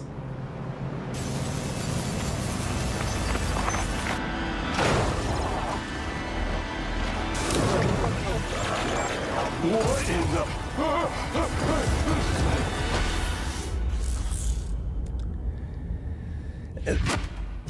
That game, right, it's interesting. Like, it sort of looks original and new, and yet I'm not interested. I'm not sold. That's 6 now. Whatever. 6 survivors of Raccoon City, all dead from the same thing. Oh, hell yeah, brother. Yeah, that's not good. Now this is what a real man looks like. Victor purchased a building after Umbrella look at went that. under. Look at that boomer face. That's right. I'm an Unk now. Resident Unk. Victor purchased Let's a building fucking after go, Umbrella boys. went under. The Rhodes Hill Chronic Care Center. Oh, it looks so sick.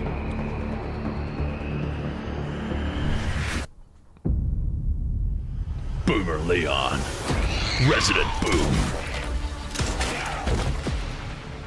You okay? What does Victor want with you? What do you mean? He grabbed you for a reason. Cool if instead of like healing with herbs, he just heals with cigarettes. Because that's how like old people. That's how it works. Not yet. You got the green cigarette. You got the red cigarette. Or the Pentagon. Sorry, maybe that's a bad idea. Hell yeah, brother. Ignorant. Oh, you're. Leon, we're running out of time.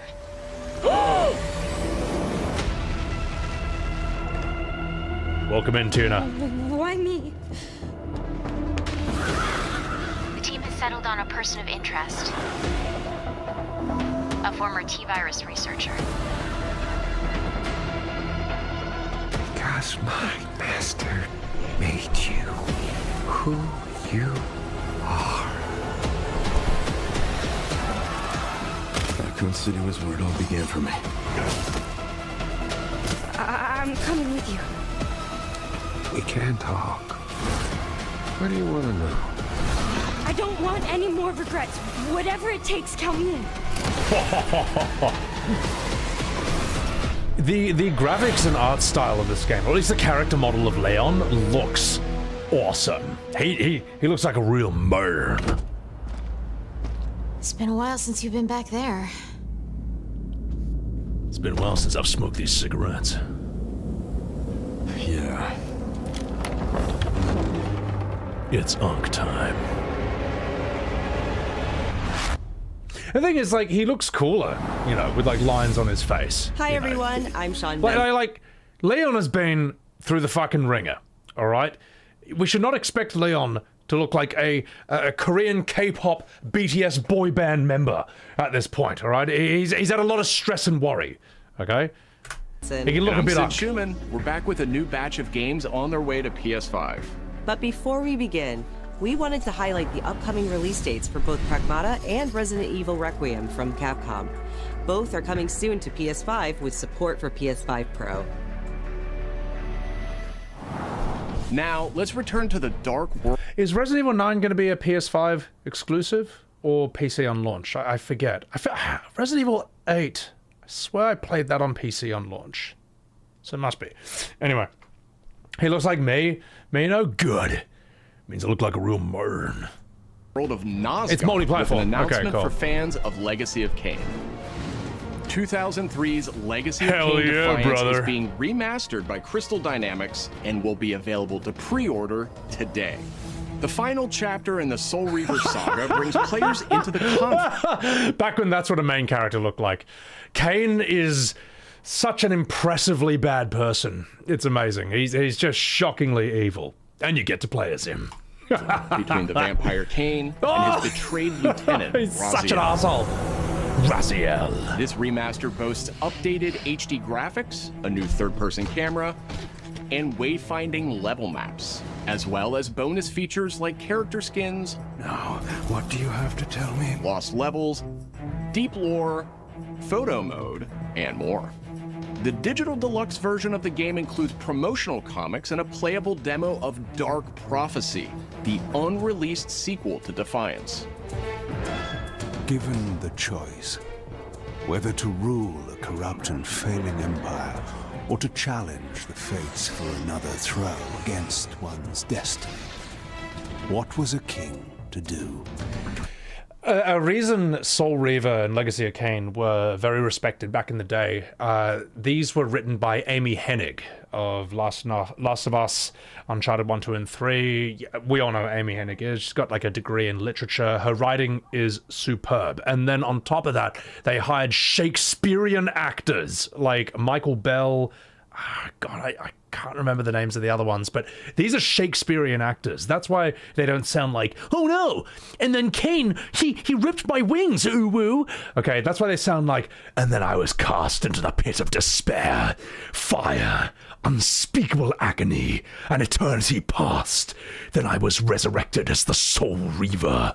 You know, at no point do they go, everyone's a winner. These were very, very ahead of their times in that regard. In fact, the voice acting, the writing still sounds good today. Another important thing about Soul Reaver and Legacy of Kain is it is sort of a prototype for Dark Souls that comes later on. The world of Nosgoth here, it feels Souls-ish. You look at it and you're like, oh, okay, I can see where Souls comes from. But the music that plays in Nosgoth, the atmosphere, it's not Souls. It's something else. It's its own thing. If you played Nosgoth music in Dark Souls world, it wouldn't quite feel right. So I don't think the gameplay was that good, to be perfectly honest, and the puzzles were fucking brutal. But in terms of the writing, the voice acting, just the characters, the aesthetic, the world, the atmosphere, the Legacy of Kain and Soul Reaver games are immensely influential and respected for very good reason. Super chat from Quentin. I'm Captain Bosch and also Sephiroth. Ooh woo. Sephiroth's better than Kefka. Careful. The FF6 Andes are coming for your head, Kupo. But thank you. Yeah, all right. Enough fucking about. Let's continue. Zephyr, welcome in, and thank you for enjoying Bootleg Markiplier, i.e. me. Let's go. Legacy. Oh, and Skylar from Breaking Bad is in Soul Reaver. She's this woman who, like, half her face is a skull. They're quite legendary games for a reason. Legacy of Kain Defiance Remastered launches next month and will be available to pre-order. And sadly, we don't know the end to the story, as far as I know. I don't think they ever ended it. They just ran out of money, so it's like the coolest world, the coolest setup, and the coolest cliffhanger, and no resolution. Starting I'm today. upset. But its contributions are still remembered to this day. In fact, in Lords of the Fallen 2, when you can, like, weave yourself from the physical world into the spiritual world, that mechanic comes from Soul Reaver. Brigandine Abyss is the latest installment in HappyNet's Brigandine series, which dates back to 1998 on the original PlayStation. This fantasy war strategy RPG tells the story of 6 heroes who rise against an empire invading with overwhelming power.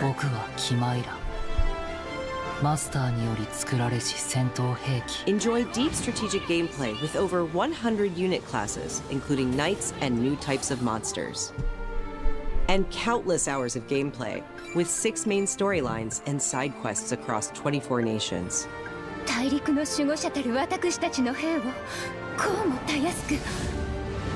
Brigandine Abyss launches this year, and you can wishlist it starting today. Okay, so Abyss, that's, you know, I mean, look, you enjoy that, whatever. Now let's head over to Koei Tecmo Games in Yokohama for an update on the Dead or Alive series. こんにちは。シリーズプロデューサーの林です。本日はデッドアライブシリーズが新たなアップデートとともに復活することを発表させていただきます。See, this is how bad Tekken 8 is. It brought back Dead or Alive. Yeah, baby, let's go. Let's go, let's go, let's go. All right, let's see what they got. 本作デッドアライブ6ラストラウンドはオリジナルのデッドアライブ6をベースにダウンロードコンテンツ God, I forgot how much of a Guna game this is. Jeez Louise. That said, though, Tina, she can do a fisherman's buster on me any day of the week. コンテンツとして追加配信したキャラクターをセットにし、プレイステーション5用の最適化、新規コスチュームの追加、新たなフォトモードの追加。Hang on. Okay, naturally my brain thought that she just put her hand on his dick and then just like shockwaved him through that. Sorry, but who am I to call anyone a gooner at this point? Anyway, let's go. Could have been. Let me put it this way, chat. I would put nothing beneath this game. 今後も新キャラクターや新コスチュームの配信など継続的なアップデートを予定しています。発売日同日に基本無料版も展開予定ですので、シリーズを遊んだことない方もぜひご体験くだ Is さい。 fucking every character in this game an uwu goonbait? My god. あなたに私は倒せない。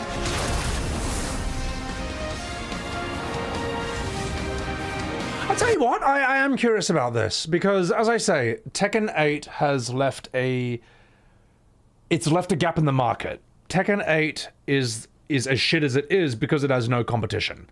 I don't know if this looks good or will be good, but it almost doesn't matter because what this has going for it is that it's not Tekken 8. That's the strongest selling point of this. So, yeah, fuck it, I might check this out, man. That said, when Bob and Roger come back to Tekken 8, I'm back in. Just until I get sick of it again. Until I remember why I quit that game to begin with, so. Everyone has jiggle physics, yeah. Dead or Alive 1 had the most jiggle physics to my memory. I think they actually had to tone it down for all later games.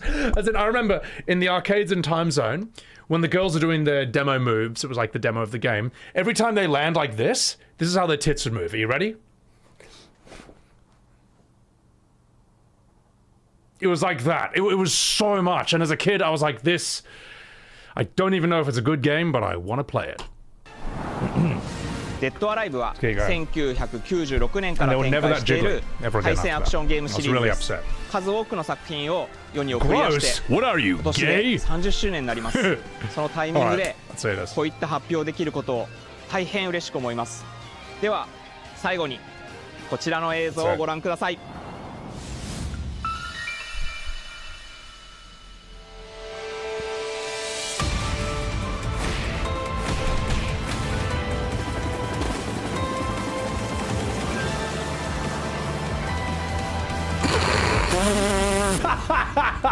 Oh, the cameraman knew what he was doing, mate.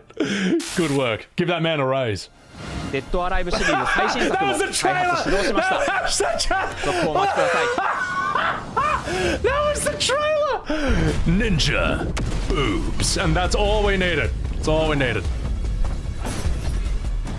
I have no idea what this game is, but let's have a look.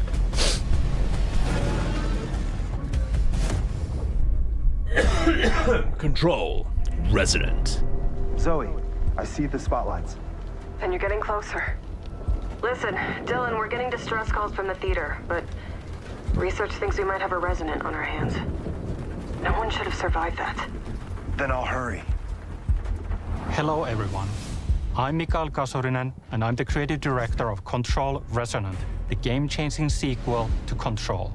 What you are seeing here is an early mission captured from our in-development build. We play as Dylan Faden, our supernaturally gifted hero, in a version of Manhattan like you haven't seen before.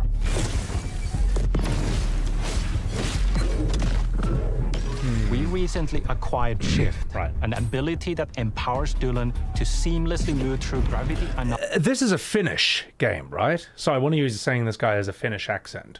So, I've seen people talk about these games and, say they're quite good. They never really grabbed me. They're not quite for me, but that's pretty cool. I actually think it's fucking cool that, like, I like when games come out of places other than the US and Japan. Don't get me wrong. They're great, but you're gonna get different kinds of things from European countries or just like other places. So anomalies and adapt to the world around him. You're gonna see them do stuff that the other two places don't.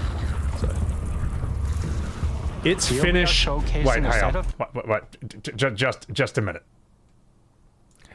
It's Finnish, not finished. Crier. Get out. Get out of my stream. Mods, take him outside. Work him over. Different forms of Dylan's main weapon. Make a joke like that. No, good on you. And his supernatural abilities. You all there right? There are a lot of different ones you can discover to suit your playstyle.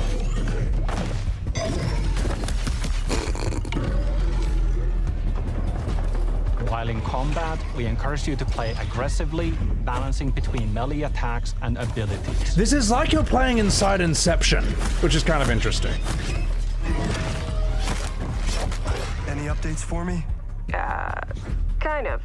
You'll know it when you hear it. Just try to stay alive out there, okay?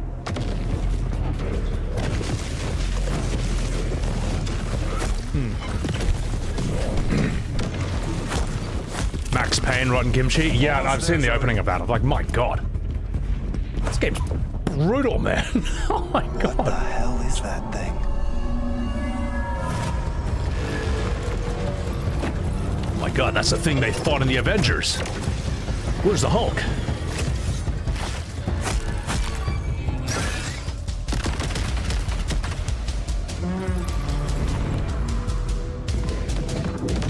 This game is going to give some people motion sickness, and I can't wait to see the stream clips of that. People just vomiting because it keeps like switching, like upside down, the gravity keeps reversing. I think I hear something.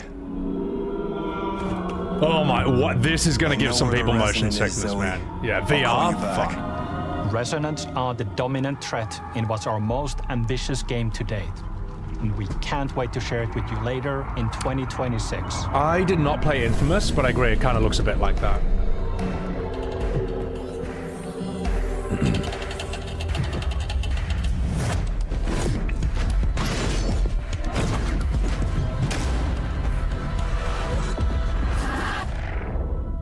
Interesting. Is this actually live? Nah, this is 5 days ago, but I was in Melbourne when State of Play dropped, so... Long ago. Gotta do it, though. You were made for this night. To save the age of man. Half human, half angel. They call you sin. I call you salvation.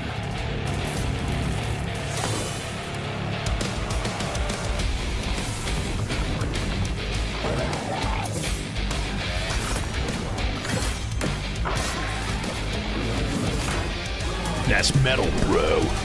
It's badass.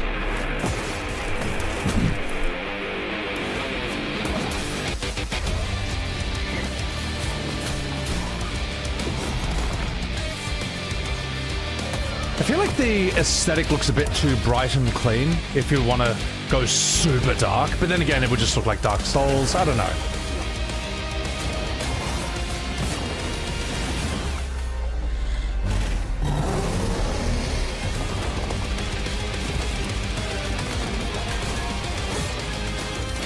The game's not going to have this music, so not quite for me, not quite my tempo. They made a video game about my WoW paladin. Yeah, exactly. Why do the skeletons bleed? It's actually a good question. All right. Oh, just for those of you who want to know when the FF12 playthrough is going to happen, I'm going to do State of Play first. And when it's done, it's FF12. And don't worry, once I start, I don't stop. All right, it's going to be a long stream. It's going to be long as fuck. And there'll always be the VODs channel if you want to catch up. So.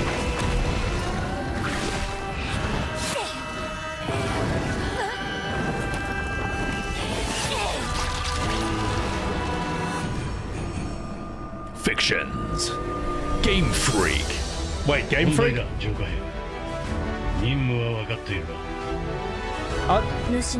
they the ones who made Pokemon?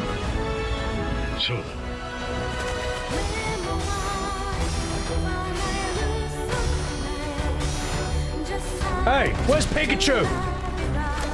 Where's Charmander? Where's Squirtle? This game is incomplete. You know what? Here's a crazy thing, right? You want to make a very interesting Pokemon spin-off? Just make a Souls-like where you play as Pokemon. There you go. Are you telling me you don't want to play as Squirtle or Charmander or as Pikachu or any of the Pokemon and just they have a few basic attacks, whatever, you can just keep changing and then fight in like a Souls sort of Souls fights? Are you telling me you wouldn't play that? I would fucking play that. I would play that in 1 second. I would be a Jigglypuff, man. All right? But instead we have human with a sword once again. I don't know. I'd play as like a Rhyhorn or a Scyther, man. You don't have to make each Pokemon too elaborate. Just give them enough basic attacks, and when you and I don't know, flip or change mid-fight. Snorlax? I'd play as a Snorlax. They're fucking huge. Why not? Onyx? You want to be something huge? You want to be bigger than the boss itself? Why not? Why? They can do it. Why not?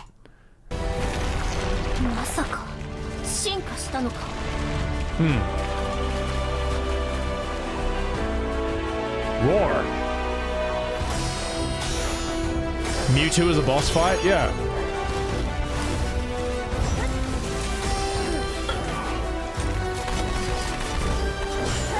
But here's a sad thing about today's gaming landscape. How many trailers have you seen in like a really long time where every game is human with a sword or human with a gun? It almost feels like 90% of games at this point. And like, I don't know, I miss more original ideas. Like there's that game where you can play as a dinosaur. It's like Dark Souls, but with dinosaurs. The problem is they're dinosaurs with swords, so it's still playing like a Dark Souls. I want to play dinosaur as a dinosaur. They don't need a sword. It's already a fucking dinosaur. You know what I mean? This is before Souls as well, though. It was human with a gun, human with a sword, and I just miss playing as weird creatures. And I'm not a fucking weirdo for saying that. I'm a 90s person, alright? In the 90s, it was normal to play as weird things. Humans were there, but they weren't the only thing. Dino Blade. I'll check it out. Chicken game? Again, the chicken game is a human with a chicken's head. Fictions and game like it's, you know, I'm talking about playing as an actual chicken. Reincarnation. It's coming to PS5 this summer. Carmageddon count? Well, our next maybe. title debuted 3 decades ago alongside the original PlayStation, and it introduced the world to an iconic character. Today, Ubisoft and Digital Eclipse celebrate that legacy with Rayman 30th Anniversary Edition. Isn't it crazy, right? This, I think, is like early 90s. But look how intensely good that art style was. Extremely rich, vibrant, saturated colors. This is France, isn't it? You know, like this. I don't know if the game was any good, but it visually looks amazing for its time, and it still looks good. Yeah, it was Ubisoft. It was Ubisoft, man. Ubisoft and Digital Eclipse celebrate that. Sorry, I gotta say. Also, Grumpy Shoes, thank you for that super chat. I'm so sorry I missed that earlier. That was 12 minutes ago. Us millennial teens, vampires, dark occultic stories, and demons are cool. Today's teens, rainbow fairies and uwu furries. Thank you, Grumpy. Well, it's funny. I mean, like our generation grew up with like Ren and Stimpy and Ghost in the Shell. You know, we grew up with like extremely intense shit. And it got a bit less intense as time went on. So, sorry, Grumpy Shoes. I know that was 12 minutes late to your super chat, but thank you for that. Now let's go. Super Panda, welcome in. This is a good time for Ubisoft. Yeah, it was a different time period. Legacy with Rayman 30th Anniversary Edition. This digital museum features 5 playable versions of the original game. God, I remember this song. The 1995 PlayStation release, enhanced with new accessibility options. Discover the secrets behind Rayman's development through a long-lost playable prototype, restored for the first time. Plus, an interactive documentary packed with unseen design documents and never-before-heard insights from the original creators. Et à un moment, c'est Sony qui arrive en disant, bah voilà notre console, on va révolutionner le jeu vidéo. Rayman 30th Anniversary Edition comes to PS5 digitally starting tomorrow. I mean, there's nothing really... Physical editions will be available June 26th. Nothing really offensive about that. You want the whole Rayman pack? There it is. Mina the Hollower is an action-adventure title from the creators of Shovel Knight. Take control of Mina as she charges into a bizarre mission to save a cursed island. Whip foes into oblivion, burrow under hazards and monsters, and hunt down secrets in a pixel-perfect love letter to handheld gaming. While that Mina the Hollower's release date is on the horizon. The limited-time demo will be exclusively available on PlayStation 5 tomorrow. While that doesn't grab me, there are people who love that kind of game. So, yeah, whatever. Set years before the events of the original game, this prologue tells the story of how Alba and the wolf cub Neva first met. Alba must earn the young wolf's trust and guide her through the blighted wilderness. So this is like Gris. Together, they will face new enemies and endure perilous trials, while confronting a monstrous force that threatens to tear them apart. Players can look forward to using new gameplay Don't mechanics separate in it from all the new dog. locations. Neva Prologue launches February 19th. If you like Gris, you'll probably like this. Gris is a very, very nice art game. Up next, a tactical stealth action title from Shueisha Games and Acquire. A team with ninja credentials dating back to the Tenchu series. Tenchu? A swan ninja.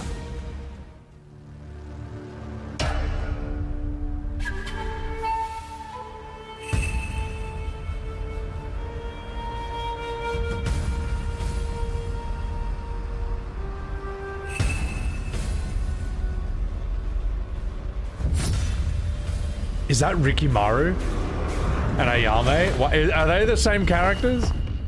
I recognize that white hair. Also, how do I remember that name when I haven't played this game in like 25 years?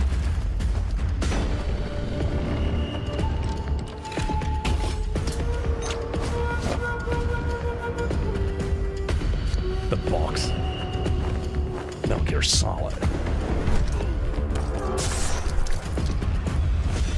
Tenchu was interesting because if you stealth killed people, it was a one hit.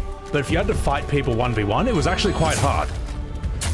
You were not a Souls fighter in Tenchu. You were not spec'd for 1v1s. You're spec'd for stealth kills. Quite an interesting idea. Yeah. That's why I never use stealth kills in Elden Ring. I'm like, it's not why I'm playing this game. I'm here to fight 1v1. Fist of the North Star, Hokuto, that is one of my favorite things of all time. Yeah.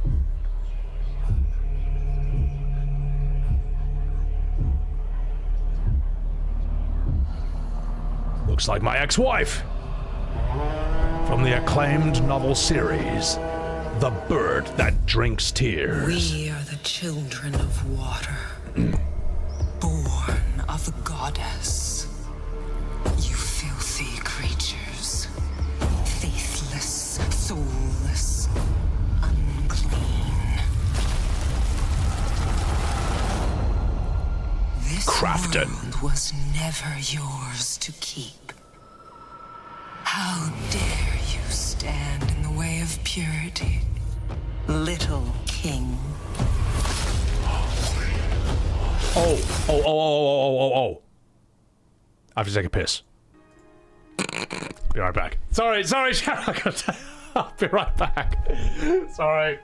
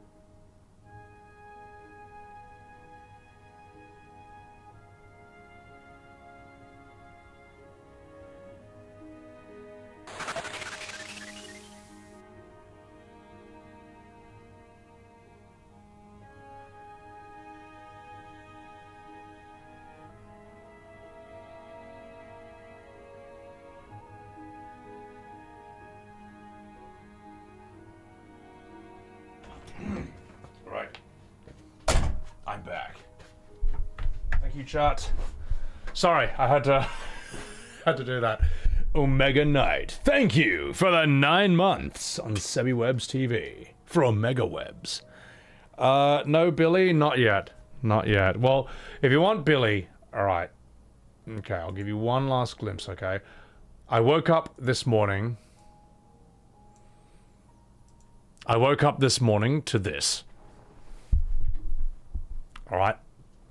I woke up this morning to a little sleepy sausage, a little loaf of bread, who just snuck into my bedroom and and then died. He suddenly died. So yeah, he's such a beautiful cat. I do love this little wee bubby. This little wee loaf of bread. So there's your Billy fix, all right? And a fucking belt. Let's get back to the game. Let's do this. Let's go. Fuck, I love Subnautica. Amazing game.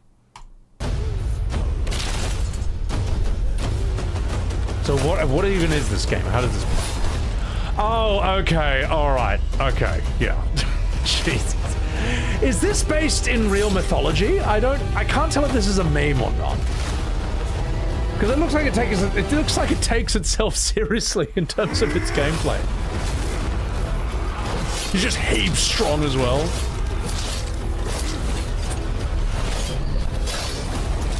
I could imagine this actually being like, I can imagine this being a mythological character from wherever this is. Is it Korean or Chinese?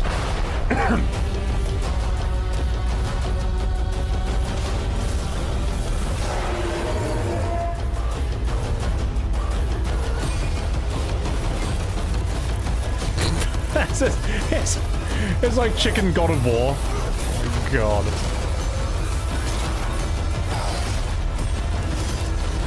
This looks almost more like God of War, if that's in game.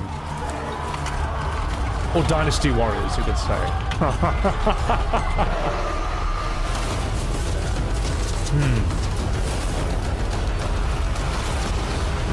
This is Korean, okay.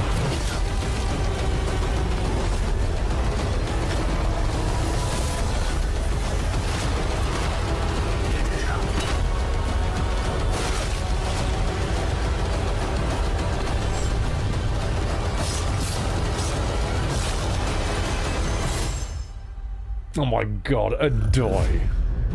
Thing is, yes, it's technically not a human, but it is. It's a human model with a chicken head, you know. There's no sort of like flapping attacks, you know. You're moving like a human, not a chicken. But, you know, whatever. It's a funny idea. It's got people's attention. Will it be any good? We'll just have to see. Our newest racer has arrived! Star Wars. Welcome to the Galactic League! Since you're here, why not take part in a friendly exhibition race? Oh, they're pod racing? Okay, alright. Not my cup of tea, but whatever. A lot of people like this.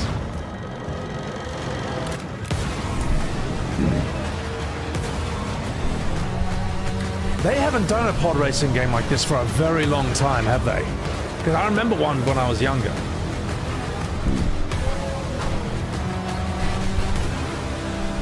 Jesus.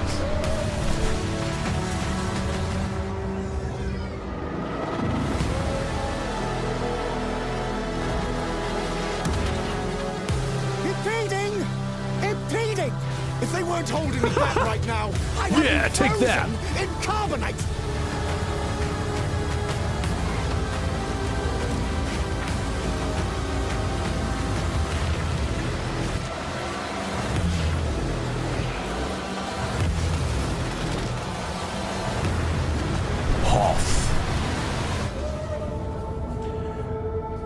Not for me, but I mean, if that's what you want, why not? Why not? Wipeout? If they brought back Wipeout, I'm in. The thing is, in Wipeout you have weapons. I don't think you have weapons in pod racing. Brace yourself! Bond is immature and reckless. He's a bad influence on the other recruits who inexplicably fall victim to his charm. Look, I know where this is going. Do you mind telling me why I'm here? Hang on. To his charm. Look, I know where this is going. Do you mind telling me why I'm here? Why are you here? Because you are way too young to be James Bond. I think James Bond, you gotta be like 40. I'm sorry. Am I wrong? I don't know. I feel like James Bond is not like some hot young 20-year-old. James Bond is a classy, cultured, experienced boomer, and you only get that kind of energy when you're like 40 and above. Sean Connery, you know, Timothy Dalton, and so on and so forth. This is early Bond, but I don't need to see that. That's like early Mufasa. I don't need to see it. I personally think something like Bond is best as the finished product. I don't need to see the backstory when he was an awkward, spotty teen popping pimples in the mirror. Sorry, horrible visual, right? But, you know, it's canon now. Now you can't unsee it. All right, let's continue. Fuck. I would like you to join His Majesty's Secret Service. You what? I know all about your exploits in Iceland. God, it's just Zoom Bond, there is a need basically. For such heart and intuition in modern Millennial spycraft. Bond. That's the very reason I'm bringing back the double O's. Need I state the obvious? He is not ready. James, the service is over. You're a rare breed, Bond. I should be interested to see what you... You know what would be a much funnier... I personally think a funnier idea for this game is actually if Bond was a full boomer and he just keeps saying and doing things that you can't do in this day and age anymore. But the devs can just be like, no, it was in the 60s. We're being historically accurate to the time period. And it's just like this 40-year-old guy just committing non-stop thought crime and speech crime by today's standards. How much cooler is that idea than Millennial Bond? I don't go for martinis anymore. I'll have a pumpkin soy latte. Shaken, not stirred. You know? 009 I would get that game in 1 second. To avoid capture. That'd be awesome. That'd be hilarious. Try not to draw attention to yourself. Me? Housekeeping, I presume? You seem the kind of guy who knows what he likes. So you won't do anything stupid? Of course not. I'm not an idiot. Agents have very short life expectancy. And if you do get caught, we will deny ever having heard of you. How does that sound? When do I start? When do you start being Bond? Because I didn't see any James Bond in that at all. I saw a Skinwalker game. That's not James Bond, bro. He should be some 40-year-old boomer. But anyway, we all know. We all know. I'm also right. Fuck. I'm Peter Brown. I manage the game content team within Third Party Portfolio. We evaluate games coming from publishers all over the world, from indie to AAA. Those of us in the Third Party Portfolio team travel the world and meet with our partners. And it's even more exciting for me when those partners have been foundational to my own love of video games. And Konami is definitely one of those partners. I think a lot of people remember Konami for being with PlayStation in the very beginning, taking some amazing franchises that everyone already knew and loved, and injecting them with new technology and new ways of designing video games that we haven't thought of before. We were really impressed when Konami approached us with their list of announcements for today's State of Play. So to mark the occasion, we wanted to try something a little different. We join you today from Konami Creative Front Tokyo Bay, not only to share some really exciting reveals for upcoming games, but also spotlight some of the key talent behind them. We're really excited about the diverse lineup they've brought today, and we hope you will be too. Enjoy. All right, Konami, let's see what you got.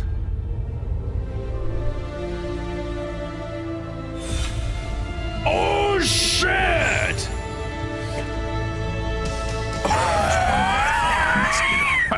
One last punishment I must endure. Outer heaven.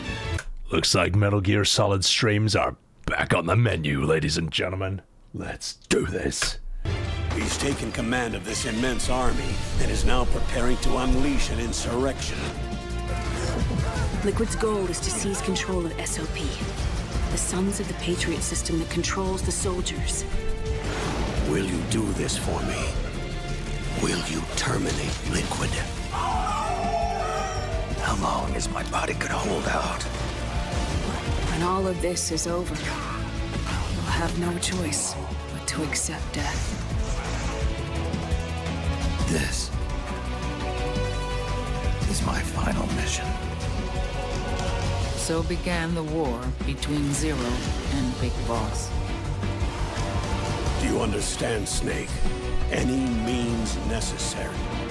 Just stop Liquid's insurrection. Liquid! Guns of the Patriots! That's so cool. They finally developed the space age technology necessary to put a PS3 game on Steam. And yeah, no, I mean, fuck it. Because I want to do Revengeance, which I have, but I know I got to play 4 first. The problem is, I'm not buying a PS3 in 2026 to play one game. Sorry, I'm just not doing it. So, good on him! Good on him! Good work! Good work. Better late than never. Because I knew. Oh, he's doing it. I knew where my loyalty belonged. Nukes. They're bringing nukes into Costa Rica. We are not allowed to bear arms. Please, you must drive them out of our defenseless country. As our deterrent.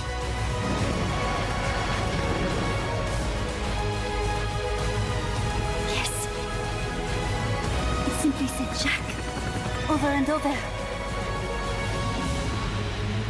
Boss. Is that you? Answer me! Boss! I don't know Peace Walker. People seem to be split on it though.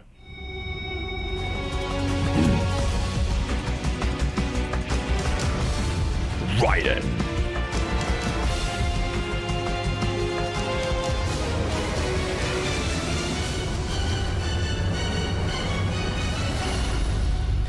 Metal Gear Ray is just one of the most beautiful pieces of machinery ever designed in video games. It's just, it's so sleek and elegant looking, you forget that it's actually the size of like a 5-story building. You forget it's actually huge. But it just looks so advanced. It looks so awesome. It makes Metal Gear Rex look so primitive, like a beta. All right, I will get that for MGS4, and I think that's coming out like August, late August. That's what I heard. So yeah. People say you can skip Peace Walker. Yeah. プロデューサーの岡村典明です。メタルギアファンの皆様、大変お待たせいたしました。プレイステーション3向けのみで発売されていたメタルギアソリッド4ガンズ・オブ・ザ・パトリオットがプレイステーション5でついに遊べるようになります。加えてプレイステーションポータブル、プレイステーション3向けに発売されたメタルギアソリッドピースウォーカーを含むメタルギアコレクションシリーズの第2弾となっております。I'm never gonna get bored of spamming that as Raiden in MGS2. That was actually my favorite to stream out of those 3. 体感してください。Get real.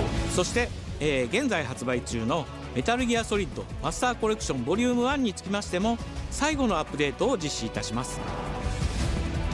初代プレイステーション向けに発売されたメタルギアソリッドには高解像度設定を追加し、ご覧のように映像が美しく文字も Yeah, because this is kind of an issue for the MGS1 that was on Steam. I think part of the first Master Collection is emulators actually look better. No, good on him. Good on him for sorting it out. 読みやすくなりました。またメタルギアソリッド3スネークイーターについてもさらなる高解像度化を実現しております。本日よりアップデート配信開始となりますので、この機会にぜひメタルギアソリッドマスターコレクションボリューム1も体験してみてください。さらに、今回の発表を記念いたしましてメタルギアシリーズの始まりの物語メタルギアソリッドデルタスネークイーターも特別なセールを実施しています。 50% オフという大変お求めやすい価格で購入できますので、この機会にぜひ楽しみに。This is the remake, right? Well, where are the Fate Ghosts? Where are the Whispers?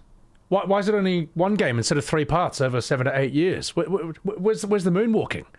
How come Revolver Ocelot doesn't talk like Mickey Mouse? He's younger in this game. He's young for his age. That's the rules. Sorry. Otherwise, it's not a remake. It's a remaster. Right. Let's keep going.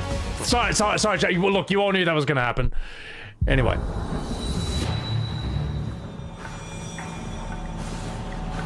Metal Gear.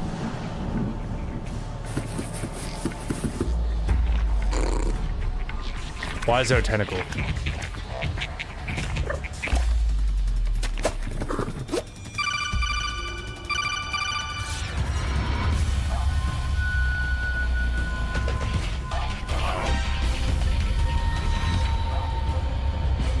Hang on. Wait a minute, wait a minute, chat, hang on. You've got my attention.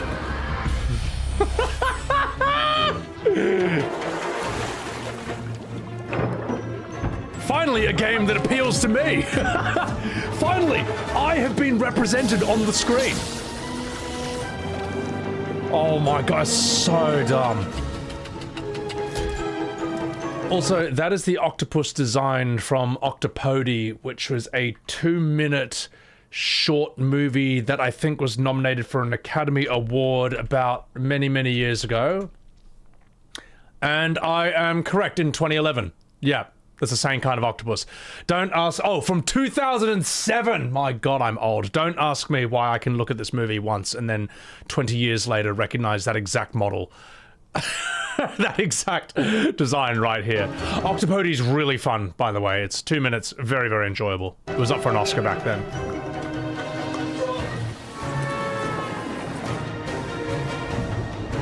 See, this is what I mean. It's not a human with an octopus head. It actually moves like an octopus. It's the size of an octopus. It can do octopus things, like be sticky, climb walls, camouflage, and so on and so forth. Like, this is what I mean when I say, like, let me play as something that's not a human with a gun. For once. Just once. A game like this with Billy? I would love to play as a cat. Stray sort of half does it, but doesn't go all the way, from what I've seen. Oh my god. Return to sushi. Just breathe underwater. That looks fun. That actually looks fun. I will probably check that out. So I didn't play Stray, but from what I saw, it goes from you being about... It's not just you being a cat. At times it's like the cat is just bringing a robot drone to a place and the robot is what you're playing as a lot of the time. I just feel like if you're going to play as a cat, just be a full cat. Everything. Climb trees, whatever, pounce, just all the stuff. Because no one else is doing it, so. In the name of His Most Royal Majesty, by the grace of God, the King of France.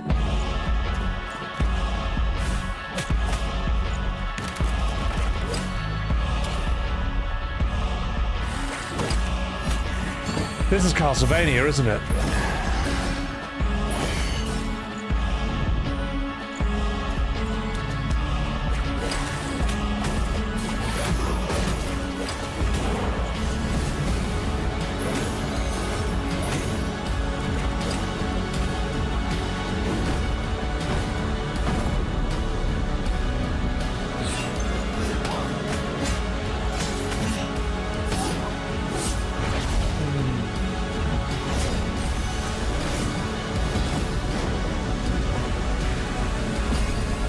This art style isn't quite grabbing me. Yeah. No, I prefer Dead... I think they should have just done Castlevania and Dead Cells art style, in my opinion. This kind of looks very phone gamey. Maybe my brain's too hooked on Symphony of the Night's aesthetic. I don't know. I feel like with Castlevania, it looks a bit... It kind of looks better if it looked like Blasphemous, if that made sense. Well, I know it's made by Dead Cells teams. They're brilliant, but this looks very different from Dead Cells. I would have just taken Dead Cells or Symphony of the Night's aesthetic over this. So now... Everything's too floaty, you know what I mean? Run animations, like, very floaty. I don't know, it doesn't feel... Some people love it, who knows? Trevor Belmont. It's just not for me, I would say. Last of House Belmont. You give me the choice between playing this and, say, Blasphemous Dead Cells, I would pick the others over that, so... ご覧いただきありがとうございます。 You know, getting a new Castlevania game. カースプロデューサーの谷口勉です。今回見ていただいた映像はキャッスルバニアシリーズ40周年記念第1弾となるキャッスルバニアベルモンドカースのアナウンス映像です。これまで我々のチームは多くの方にキャッスルバニアに触れていただきたいという思いでシリーズの過去作最新ハードでプレイしていただけるようにいくつかのコレクションタイトルを配信してきました。また多くの素晴らしいパートナーとコラボレーションにも取り組んでまいりました。そしてやっと本日新しいゲームについて皆様に報告できるところまで来ました。そのことがすごく嬉しいです。今回のタイトルではイビルエンパイアモーションツインという才能と情熱にあふれるシリーズへの愛を持ったスタジオとともにプロジェクトに取り組んでいます。これまでのシリーズらしさを大切にしながらも新しいアイデア I don't really have the vocabulary or terminology to explain キャラクターのアクションはよりダイナミックで why this isn't grabbing me. ファンの方はもちろんぜひ遊んでくださいと思っておりますが、まだ The beat slaps. Oh yeah, Castlevania music is always awesome. ぜひ楽しんでほしいです。発売は2026年を予定しておりますので、続報を楽しみにお待ちください。I mean, hey, if it draws you, then good. Simon, listen to me. You can't stay in this room forever. I can't stay in this room forever. I know this is going to be hard. Thing looks sick. Good. But you have to come back to me. Come back to me, Simon. Simon, the Divergent Star.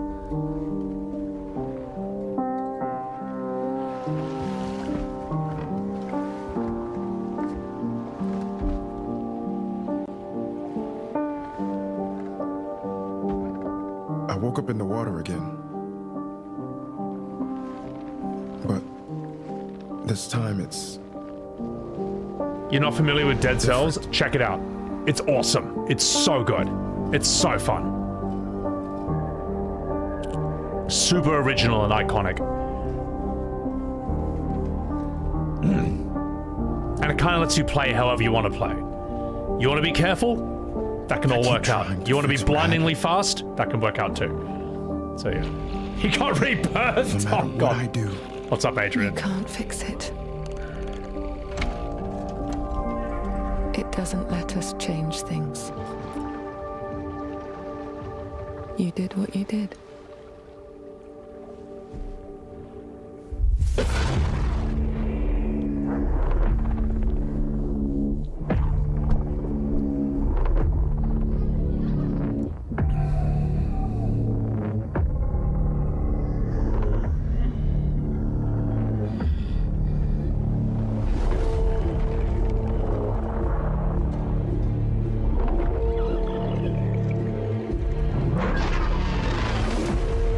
This looks like a... This looks Silent Hill, okay.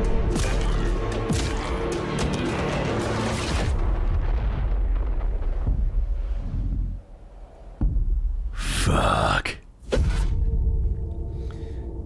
Well, I'll tell you what, I mean, if it just goes full hard into Silent Hill, and we don't get any of, and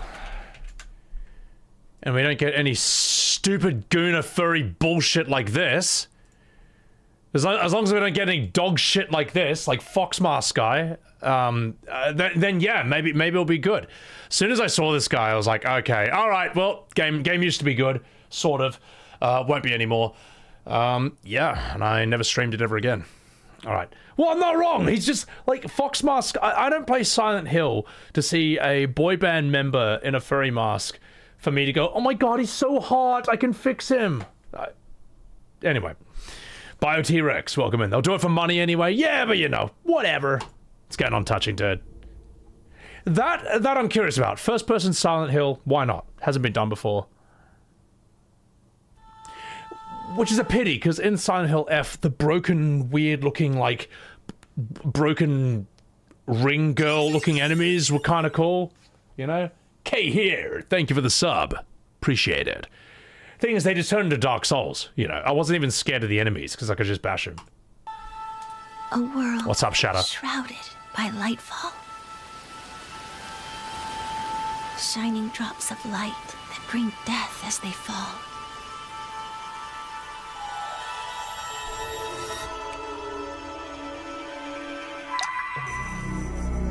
Silent Hill F got a perfume collab. I rest my case.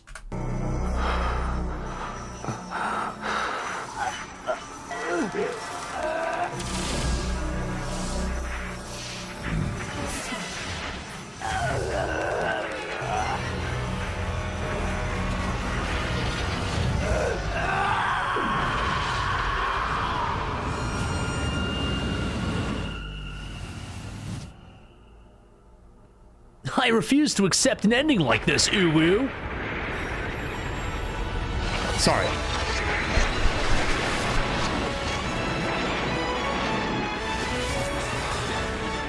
I will not uwu anymore. For I am Come on. kawaii. Let's begin our journey.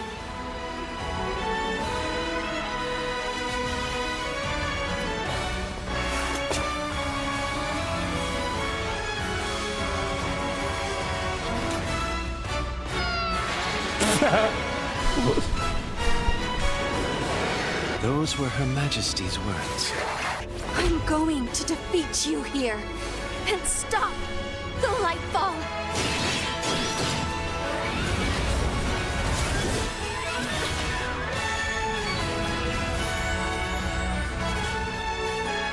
An anime game where all the women look the same but have different colored hair and clothes. Not for me, but this is crack to some people. When hope sparks catastrophe, uwu. Hang on, I'll do the voice acting for this. Revenue. Anime of anime. The anime. 皆さんこんにちは。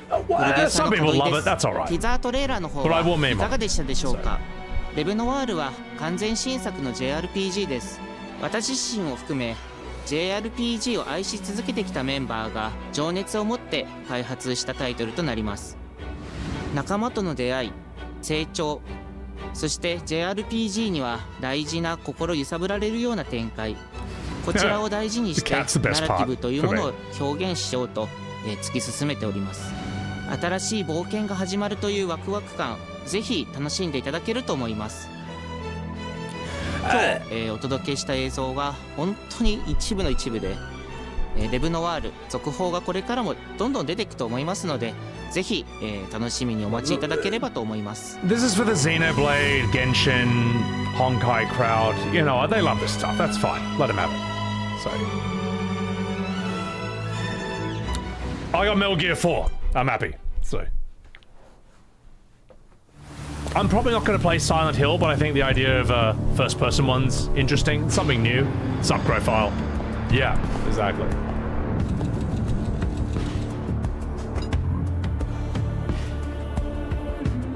A man with your skill set must be able to move unconstrained.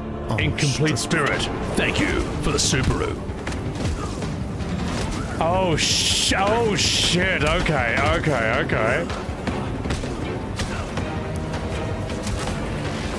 Let's see Paul Allen's gameplay. Capable, adaptable.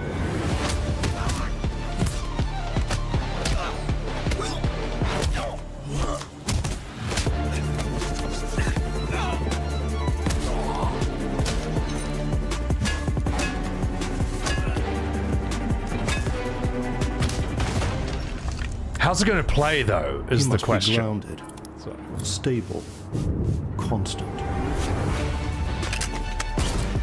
Gotta love this song.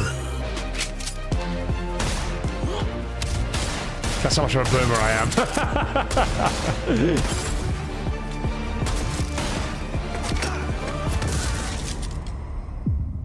Fuck.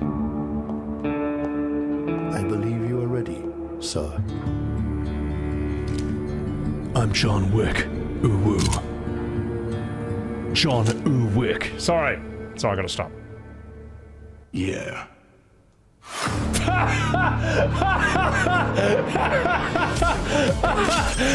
They just couldn't think of a line. That's good enough. Oh, wait. So this is the gameplay. Wait, let's see the gameplay. It's good enough.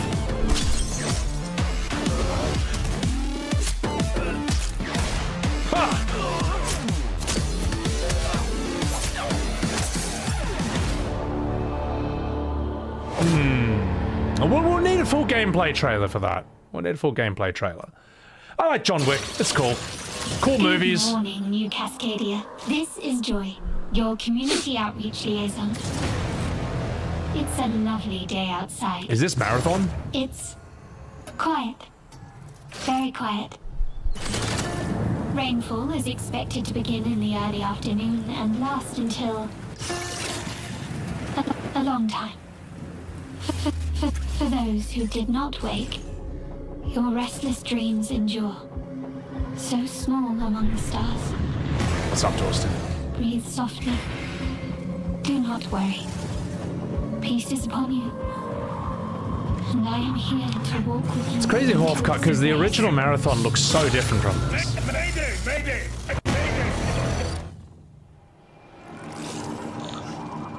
That's Jen English. Agreed of the new Cascadia colony on Tau 34.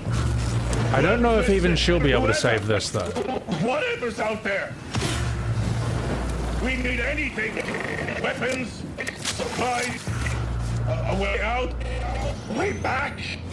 The Concordian timeline. This is down agreed. Tau Ceti. I feel like I'm praying.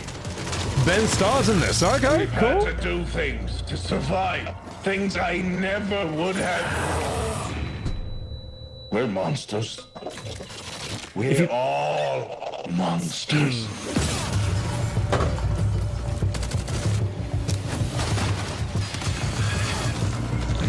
What is with this aesthetic, with this color palette? Embrace. It's I don't know. It's like happy Lego aesthetic.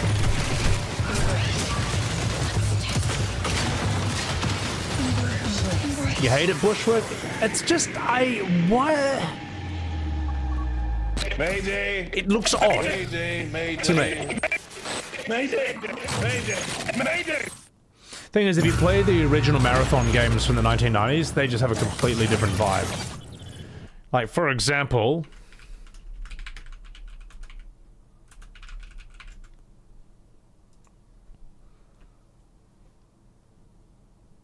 I'll just do this real quick. You gotta see what Marathon used to look like in the 1990s. Marathon 2, whatever, no commentary. No, the original. The original game. Oh. No, you gotta type Durandal, sorry. We will get to FF12, alright, but this is gonna happen.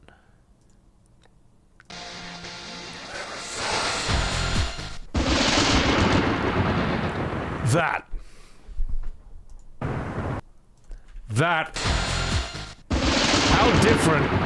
How different is the vibe of this Marathon compared to the new one? That's you, by the way. That's not the bad guy. That's you. That's pretty fucking intense. And the opening song was like, oh shit. Here's what the opening song was like. This is so sick. Yeah. Whoa. Listen to that opening right there.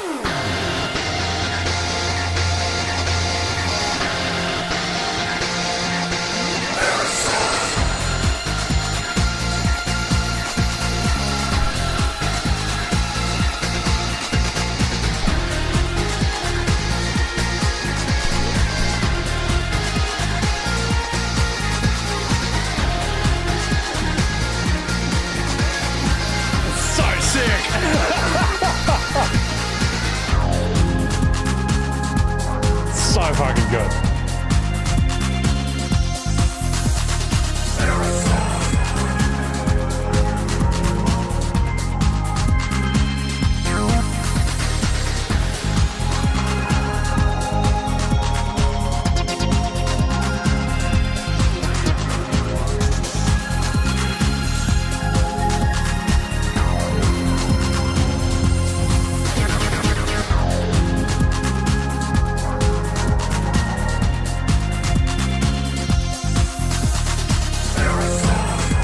So, do you see why when I look at that and when they say they were remaking Marathon, I'm like, fuck is this? This does not look like Marathon at all to me. What is this gun? You see? Like, what is this gun? Like, what is this aesthetic? Does that look like the same series to you? What I just showed you? It's, why even call it Marathon at this point? It's completely different. Lego guns, just Lego aesthetic, I don't know. Not quite my tempo. So yeah. Fuck. Hey everyone, my name is Joe Ziegler and I'm the game director on Marathon. Can we put you in charge of video games somehow, Shornobi? I don't think that's the best idea, even though, you know, I'd be perfectly suited for the task. I think the best I can do is just sit here and just say what I think. That's all I can do. Marathon. Whatever. Today we're excited to announce our server I just look at slam games from and go, February whatever. 26th through March 2nd, where you can join us on Tau Ceti and help test Marathon on PlayStation 5 and other platforms. There's also a ton of games that make money that have no interest to me at all. So, like, I don't know if I'd... like, the video game landscape would look super different if I had any influence in it. Server Slam features an introduction to the survival gameplay of Marathon, giving you a chance to explore the dangerous world of Tau Ceti and unlock rewards for the full release on Thursday, March 5th. I just don't... I just see no continuity. They're in space, that's it. For all PlayStation Plus players, we're also excited to share a collection of unique weapon charms that pay homage to some of our favorite PlayStation games, including Helldivers 2, Death Stranding 2, and Ghost of Yotei, all available at launch. From everyone here at Bungie, thank you for joining us on this journey. We'll see you on Tau Ceti starting February 26th. Cool. Okay. I'd make a turn-based shooter. I would make a game where you play as mafia guys. You know, some fucking fat bloke with brass knuckles, another guy with a Tommy gun. I'd make it a turn-based game. Brett. And I'm Chris. And you heal yourself by eating spaghetti, all right? And you restore your MP by drinking various types of Italian wine. I would do that. And you would buy it in 1 second. Kristen, right, let's do it. Thanks to Bungie for that new look at Marathon, coming to PS5 on March 5th, with the Server Slam running February 26th through March 2nd. Now let's check in on what's coming to PlayStation Plus over the next few months. Up first, Marvel's Spider-Man 2 swings into game catalog next week. Developed by Insomniac Games in collaboration with Marvel Games, be greater together as Peter Parker and Miles Morales. The problem, when I think of Spider-Man right now, who's that guy who trolls people by saying he's the amazing Spider-Man? I want to play Spider-Man. Oh, please tell me this guy's on YouTube. Chad, dude, you're fucking retarded, dude. Literally, go fucking play pubs. I want to play Spider-Man. Oh my fucking god, bro. Like, fucking why would you retard, queue dude. up if you're gonna be dog shit at fucking literally. Spider-Man? Yeah, like, for to real, fuck dude. everybody else over. Absolutely. I want to play Spider-Man. There's like fucking so many reels of this. But like, they're like, dude, shut the fuck up. He's like, I want to play Spider-Man. Like, his voice just gets more and more ridiculous as he keeps going. Let's go. That's just all I think of with Spider-Man now. In this thrilling sequel, the Spider-Men must balance their personal and heroic responsibilities. And the best part is he plays really shit as well, because he's concentrating on just trolling them vocally, so he actually is playing terribly as well. Protecting the city from oh god, villains. holy shit. I've watched so many of them. How to be a better So good. Spider-Man. Like, they're actually justified at getting angry with it. Marvel's Spider-Man 2 joins the PlayStation Plus game catalog on February 17th. What a J. He took a bullet for our The entertainment. PlayStation Plus Classics catalog welcomes 2 fan favorites over the next few months, starting with Tekken Dark Resurrection, a fantastic fighting game that originally released on PSP. PlayStation Plus Premium members can expect to revisit this handheld classic in March. Wait, the PSP Tekken? Put like 5 or, I don't know, something. Well, I guess there's 7. The whole thing's dead. Okay, here's how you fix Tekken. Remove heat. Okay, you fix it. Dark Resurrection. Oh, The original wow. PlayStation version of Time Crisis brings arcade action to the classics catalog. Now, you may point and laugh at this, you TikTok broccoli zoomers, but back in my day, this was as realistic as graphics got. This was a real man's game. Action! In May. This version also offers gyroscopic aiming with the DualShock 4 or PS5 DualSense controller, simulating the original light gun experience. Time Crisis was big for its time. Awesome game. Big Walk is a cooperative multiplayer adventure about teamwork and talking. Oh, there they are. Hang out and get lost with your friends in an open world full of challenges, puzzles, and playful. Isn't it funny when you look at the aesthetics of like old games? It's just like heaps intense dudes with like cigarettes, sunglasses, holding like torn out alien heads. This is a modern games aesthetic. Like, this is what characters look like today, which is like friendly little duck ball creatures. Discoveries. Oh. I'm not saying this is bad. It's cute. It's whatever. It could be very fun friend swap. Virtua Cop Jules? Absolutely. That was so sick. House of the Dead, That's Jurassic all for me Park. and Brett, but we still have a lot more cool stuff to show you, including brand new Saros gameplay. Housemarque's next action game releases April 30th, and creative director Gregory Loudon 15 minutes left on this, by the way. Then we're in FF12. Just giving you a heads up. Friend Swap Miku Monday. Friend Swap's real. It's great. Valheim is great friend swap. Finishing the mission. Keeping people safe. Oh, Arjun. I know you better than that. Hey everyone, I'm Gregory Loudon, Creative Director at Housemarque. Today we're excited to show off our Comeback Stronger features and Eclipse gameplay running on PlayStation 5. In Saros, you step into the shoes of Arjun Devraj, performed by the brilliant Rahul Kohli, who is discovering the hostile shape-shifting planet of Carcosa. As you encounter a variety of ever more brutal hostiles, death is inevitable. This is Gun Souls, right? But in Saros, death only means that you will come back stronger. Welcome to the passage. You are not on your own. Interacting with the survivors of Echelon 4 will help you understand the mysteries of Carcosa. I can't believe so many are gone. The thing is, if I'm going to play this kind of game, I'm just going to play Space Marine 2. But whatever. If you like Returnal and this looks up your alley, why not? They didn't all die. Some of them changed. This is I need to stream Space Marine 2 at some point. Here you can engage with our permanent progression That's gonna system, be sick. upgrade your armor's attributes, and acquire special perks. Love Warhammer. Love that shit. Remnant. I haven't played Remnant, but people say that was actually really good. Experience by, for example, making hostiles tougher, weaker, or even removing the second chance ability entirely. However, all adjustments you choose must be kept in balance to ensure a consistent challenge level. Primary also allows you to teleport directly to any biome that you have unlocked. This means getting back into the action quicker.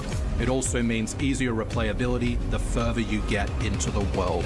Whoa! They invented fast travel. Using the Sorry, that's me. You can now. They are saying how the game works, so sorry, that's me to me. That's quickly me. Restart the selected biome and get back to where you were.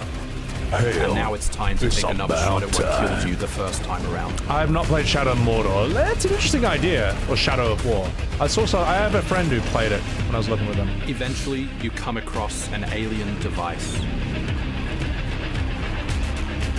By using it, you discover that it calls the Eclipse.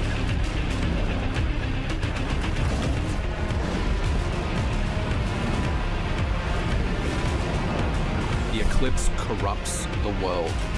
It's a complete escalation of our gameplay, our audio, and our visuals on Carcosa. Hostiles now shoot corrupted projectiles, which reduce your maximum armor integrity, but you can restore it by using your power weapon. Weapons and artifacts also become corrupted, which alters them in both positive and negative ways, which ramps up the challenge. We can't wait for you to play Saros when we launch on April 30, 2026. I think I might be a bit jaded because while I can't really say that any of this looks bad, I'm also just not interested. I don't know. Maybe I'm just getting old. Also, I don't play this kind of game normally anyway, so. And as I say, if I was, I would just do Space Marine 2. So. Wait, it's an Aussie studio? Oh, buy it immediately, alright? Support my country. Let the money flood in. Yeah, I mean, hey, if you like that kind of game, why not? It looks high effort. Looks like they've, yeah, it looks like they worked hard on it. Chandelar. Zoomer Homeworld. Wait, this is, that was Gladiator, right? This looks like X-Men. The air trembles. Mother Earth herself senses the coming battle. The world may hate us, We still have to save it. A true team is unbreakable. Fucking called it. You cannot stand against the storm. Feel the power of Mother That's a Earth. fighting game, eh? Let me at them, Storm. Marvel Rivals, the fighting game. Wait, Jeff. Where's Jeff? Time to end this. No Jeff, no bye. All right, that's the rules. I'll show you how the X-Men get it done. Steve Bloom, Berserker Barrage. Initiating attack. Who the hell is that? I am all that remains of Shi'ar technology. Prepare to be disassembled. Surrender to avoid further danger. Let's finish this. Where's Jeff? We are stronger together.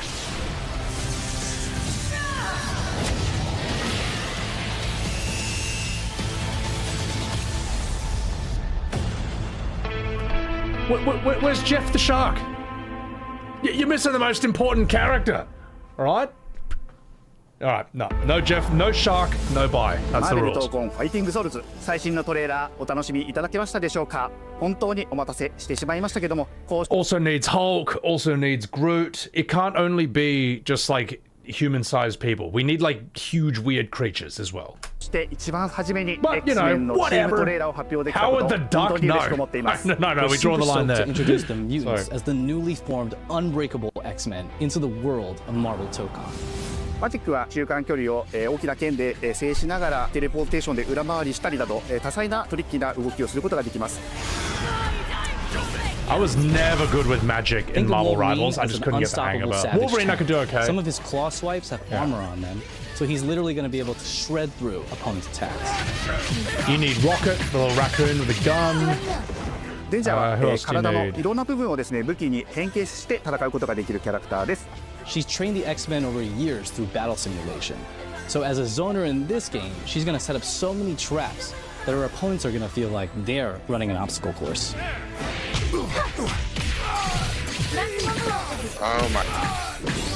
トレーラーの冒頭では新たに紡がれるマーベルユニバース闘魂オリジナルストーリーの映像を含めさせていただきました。マーベル闘魂ファイティングソウルズ20キャラクターのプレイヤブルを実装しまして2000 I want to see if there's another one here. Play Spider-Man! I want you to play. Shut the fuck up. Yeah, back up. I want to play Spider-Man! He threw last game. I want to play Spider-Man! Damn, he's not doing the voice, sadly. Because in the ones that I get on Instagram, he's like, I want to play Spider-Man! Like, he's so annoying. And people get so angry with him. So, 26年8月6日に発売いたします。 Pre-orders open next week, so please Magic check is out hard, our but very variety of OP if editions played and well. goodies, Unity. and we Yeah, can't no, wait I've been to share with you some more info. I've been killed by Magic a lot. Shake it up. So, And but I'm not good at killing you. I'm not good at winning with her, sadly. Groot I could do okay with because I just stick heaps of walls like everywhere. It's just heaps annoying. But that's how you're supposed to play him. So, yeah, where's Venom? Where's Carnage?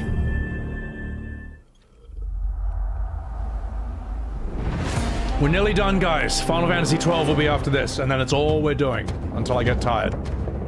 Which will be after like 10 hours.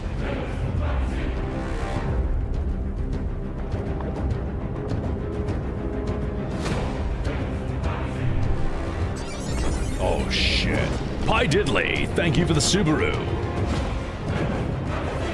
God of War. Zeus! Your son has returned. Oh, that's a voice actor.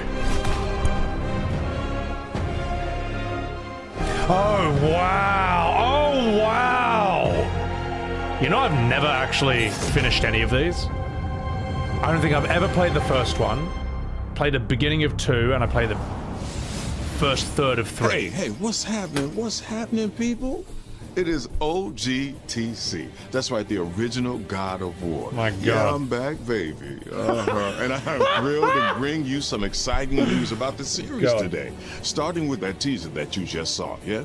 Now look, we are happy and excited to finally confirm that, the Greek trilogy remake is now in development. Yeah, man, I know. Sit down. Now look, this project is still in the early stages, so it'll be a minute before we get back to share another update, right? But I'm telling you, next time we come back, we coming with something big, baby. Yeah. And in addition, since we're approaching the last few months of God of War's 20th anniversary year, we couldn't let it close without one last surprise. Now, this announcement is a passion project that will let you experience God of War's signature brutal combat, rewarding exploration, and heartfelt storytelling like you've never heard it before. I'm telling you. That's all you get. So, thank you for 2 strong decades of support, and we can't wait for you to see what we've got cooking to keep the next 20 years surprising, fresh, and fun as hell to play. Yeah, all right, you can watch it now. Go. Why are you still here? Go. Go! It's crazy how some people just have, like, natural charm and riz. Just, like, this incredibly natural charisma. And it's cool that, like, when you hear him as Kratos, you wouldn't think he's, like, that cool and suave. Like, Kratos just sounds fucking angry for the first 3 games, so... Wait, Jules, you got it? Let's see this.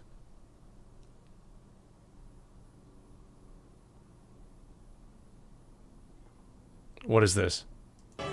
I know you believe you can keep this up, but I assure you...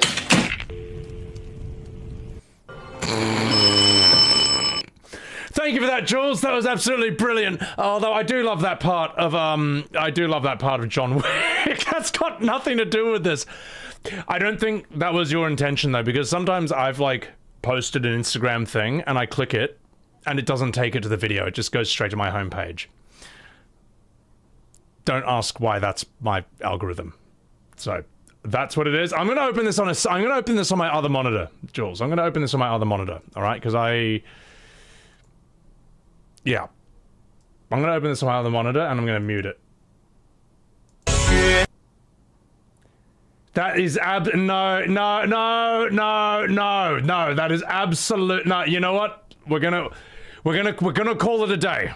All right? No, that was absolutely not what you intended to show. I don't know why though. It shouldn't. I don't know why it takes me to like the homepage instead of the video that you clearly linked. So, what was it? It was a Sydney Sweeney meme.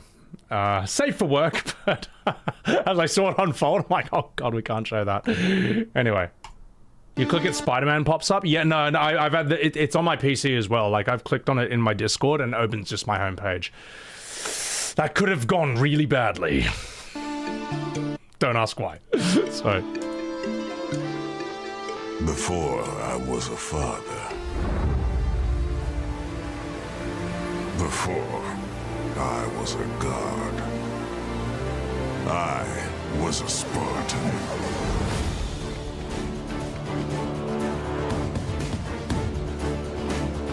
Oh, so he's a teenager for his species, right? As a Spartan. So therefore he has to sound like Mickey Mouse. You know, this is Red 13 Rebirth logic. It has to be that voice. It can't be anything else. Thank you, 7 Remake community, for letting us know. Right. Spartans! Our duty is to Sparta. Fear is a reaction. Courage is a decision. No, they're actually doing it. My duty is to Sparta. No, they were right. The Rebirth fandom was right. Press your attack. Don't relent. Never on our backs. Never left behind. Always united. Ha! Everyone's a winner.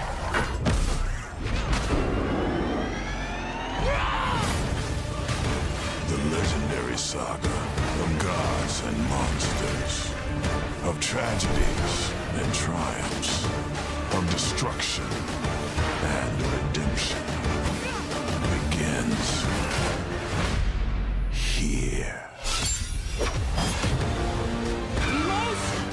Be ready for Sparta! Thing is, his VA is good for like a 13-year-old Kratos. Yeah. It's just that Red 13 has ruined this idea for the rest of us for all time. So, that's all. Not for me, but I mean, yeah, why not? This is only the beginning. This is when I take a piss. Be right back. I gotta take a piss. When I come back, we're nearly done, and then we'll FF12 it. All right, BRB.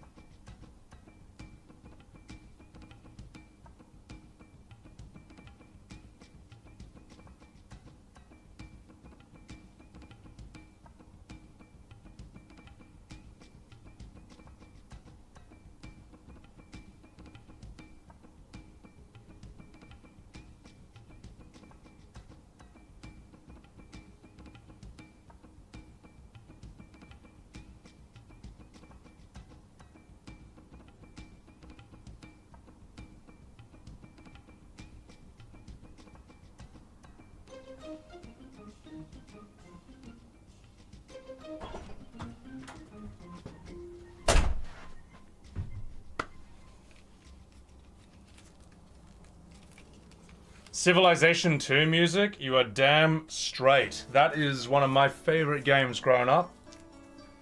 Absolutely love that game. I think it had probably the best atmosphere out of them all, in my opinion. Alright, alright, alright. Not fucking about. Let's get back to business. I have to take away Sebi Wee. But now it's time. Alright, let's finish this up. Oh. Shut up, Legend Dragoon. Get out of here. Alright, let's do this.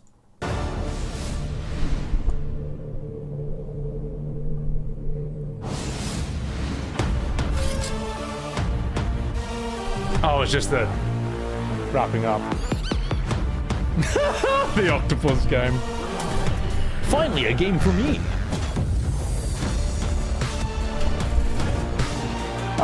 The ones I'm most interested in, Metal Gear Solid 4, the game that's from like 20 years ago, and probably, maybe the octopus game?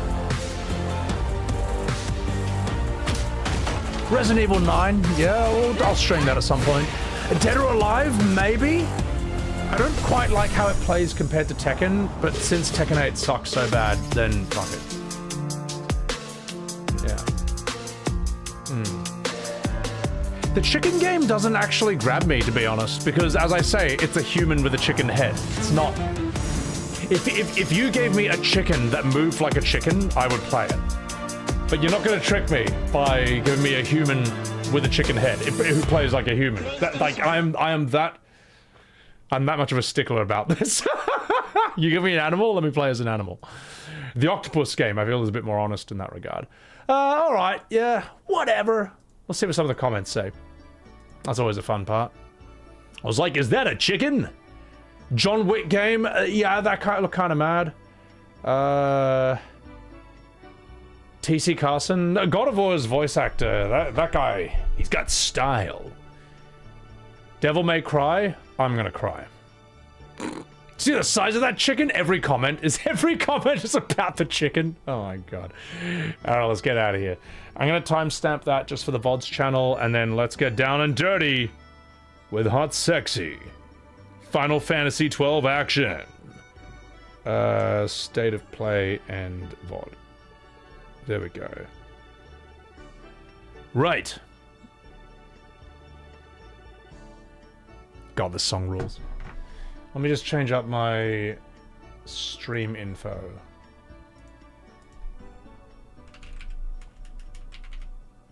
Final Fantasy XII. Alright, I'm gonna call this first playthrough plus voice acting. It's good enough. Right. The fuck you about? Let's do this.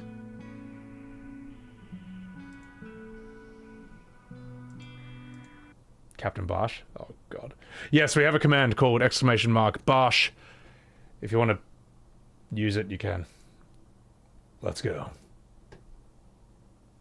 I have to say Penelo. Pour myself a third coffee for this, because I'm gonna need this, chat. I'm gonna need this. Yes, despite the fact that Final Fantasy XII is a white-knuckle thrill ride, alright, absolutely. Not in the menu.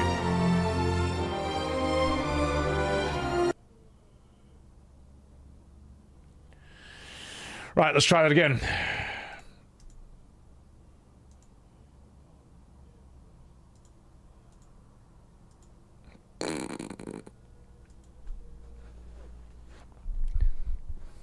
Yes, what a lovely start. Ah, yes, what a brilliant beginning to that game. Why? I'm gonna close. Hang on, that looks consistent at this point. I'm gonna end task on Steam and just reopen it.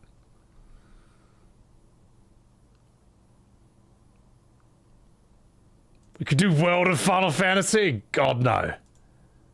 God no. I'm gonna try that again, and if it does that again, I'm gonna verify the integrity of the files. Thank you, Funscapes. Sensational, thank you for the Subaru. Play Rebirth instead? God no. Come on, why? I'm just gonna focus on the game. Are you for real, Square? Are you for real?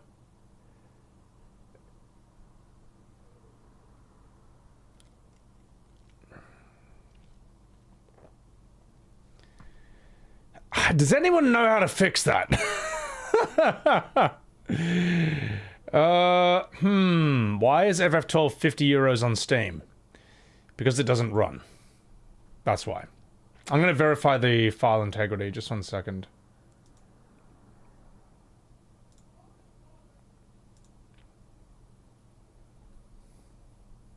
Put some music on while we do this. Sorry, chat, I gotta do this. Is that a known thing for FF12 on Steam? They IP banned you, Arachized? Are they able to do that? Can they? Oh god. Squeenix doesn't want you playing and commenting on this? I'd be curious if they actually could. I mean, fuck. Run the game EXE. Run as admin, Yugure.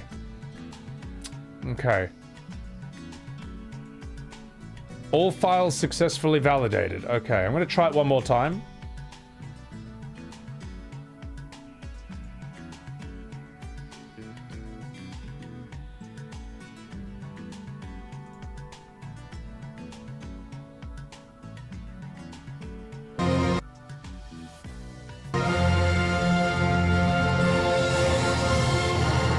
Runtime error. The application has requested the runtime to terminate it in an unusual way. Contact the application's support team for more information.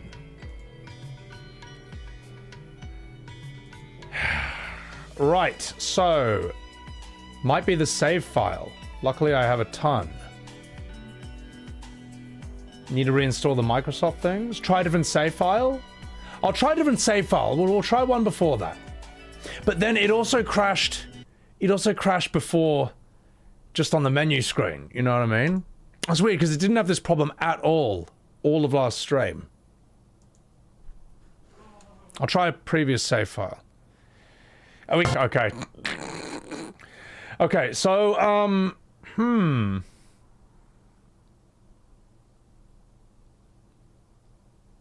They roll back to an old driver. Fuck. My brain's in streaming mode right now, man. It's not in technical... It's not in tech fix mode. Raven Rib, let's have a look at this. Okay, thank you. This looks like the same thing.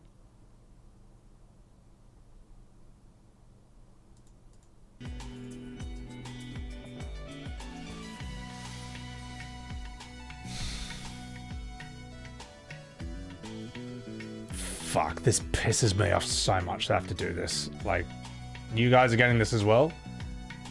That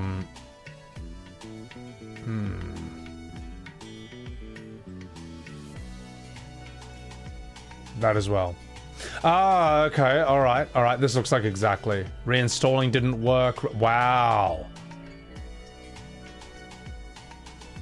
Rolling back to driver version that on your 2080 Super. Oh, Jesus Christ. Square, this is, honestly, this is completely unacceptable. Like, this should not be a problem. Man, I've never had a problem like this with any game. Fuck.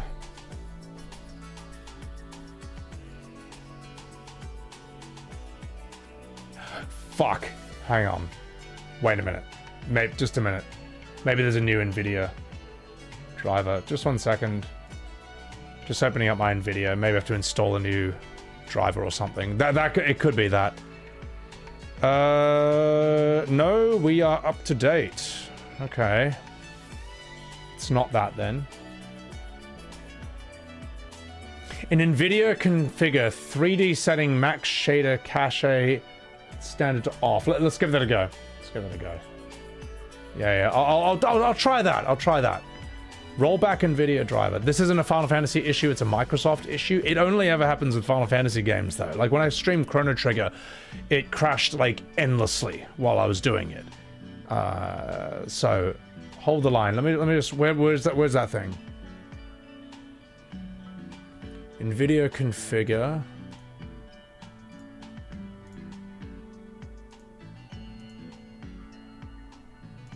Right, optimized FF12.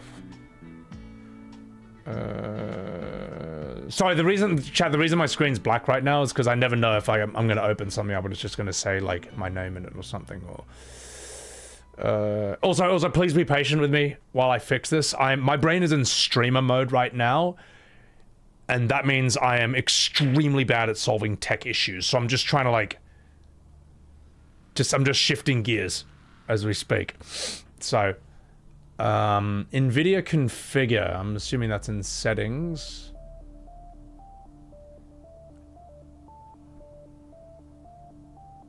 .3D settings, system.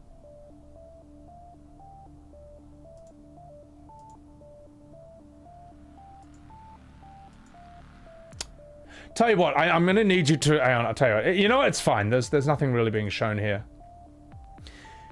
Just tell me, just give me instructions that a 5-year-old could follow. As in, like, 1, click that, 2, click this, 3, click that. Like, streamers are actually that fucking stupid the second we go live. It just needs to, like, instructions a 5-year-old could follow.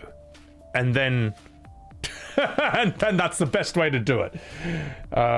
Change the game? No, we're doing it. I'm not playing a different game. Like, I'm not, we need to do fucking FF12. It's got to fucking be done. All right, it's got to be done. I did not fucking do 12 hours of that game last stream to just put it down there. So, As in run Steam as admin? Just a second.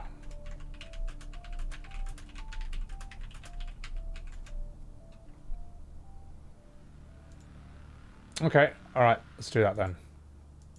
Hang on, let's end task on this.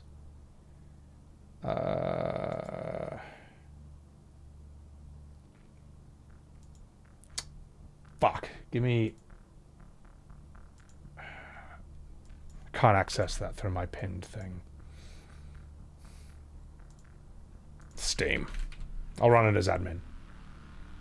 Also, I apologize, guys. I'm getting like a lot of different instructions all at the same time, so I'm just like kind of shit at this. I'll just put this over here. I'm just following this No, oh my god! I nearly clicked stop streaming. No!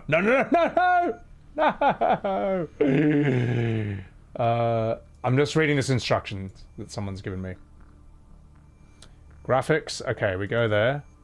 Click FF12. Scroll down for shader cache settings.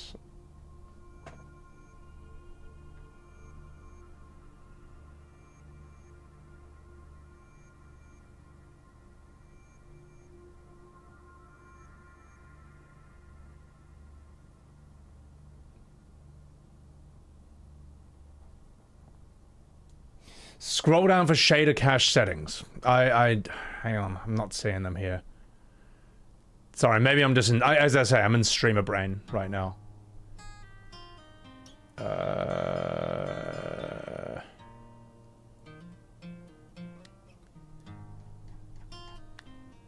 I'm at the wrong place. I clicked graphics in FF12. Anyway. I'll find Steam and I'll try and run it as admin. Where's the Steam app? How do I just fucking find this in my PC? No, you're alright. I'm at the app, not the configuration. Give me instructions that a 5-year-old could follow. Like 1, 2, 3, do that. So, wrong app. NVIDIA control panel, not NVIDIA app. Oh! Well, fuck then. Alright, let's open that up then. NVIDIA control panel. Okay. NVIDIA control panel. Just getting that open. Yep. Just getting that open. No, you're alright. You're alright. Aussies are real slow. No. Streamers are fucking stupid the second they go live. Like, I'm in, as I say, I'm in performance mode. I'm not in tech boomer fix mode. They're different gears on the brain. They're different brain gears. So... okay.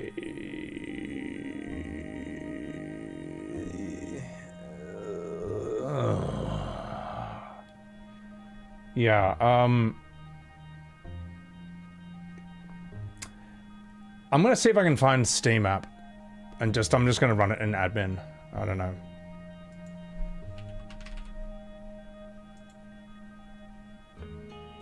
Run as administrator. There we fucking go. Alright. Alright, we'll try this. Okay. We'll try this.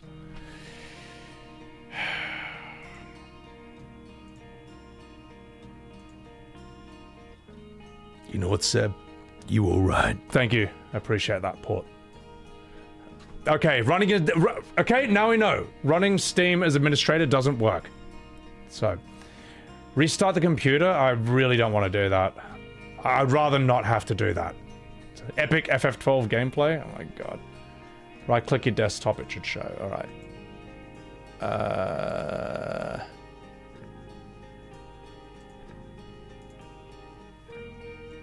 How do I just create a Steam fucking shortcut or something? Sorry. I used to have like a billion fucking apps on here. Can I not just get the Steam app through like a folder or something? I know, chat. I know this is really. I know this looks really dumb right now. I have in the taskbar below. Oh no, I'm an idiot. I'm not trying to run that in admin. I'm supposed to go through the NVIDIA panel right now. Right, so NVIDIA control panel. All right, here we are. You love this? I don't love this. I just want to like. I just want to play AFK Arena, all right, and voice act the game. And my brain right now is prepped for that, and it's not prepped for this. So, run the game, not Steam as administrator. Disable full screen optimizations. All right.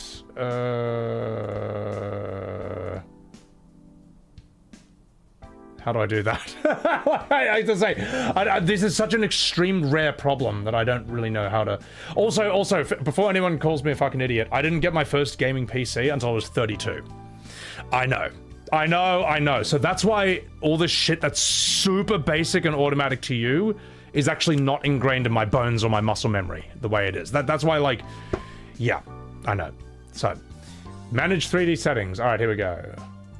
Manage 3D settings. Program settings.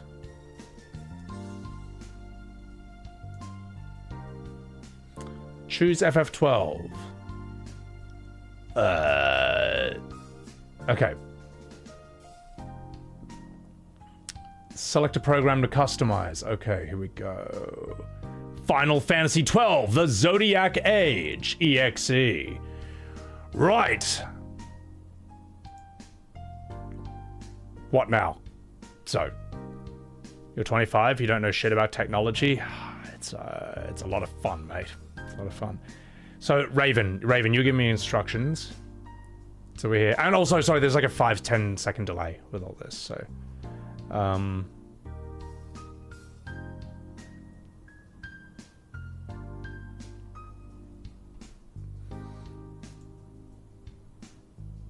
Go to the Steam Games folder and start with admin access. Where would I do that?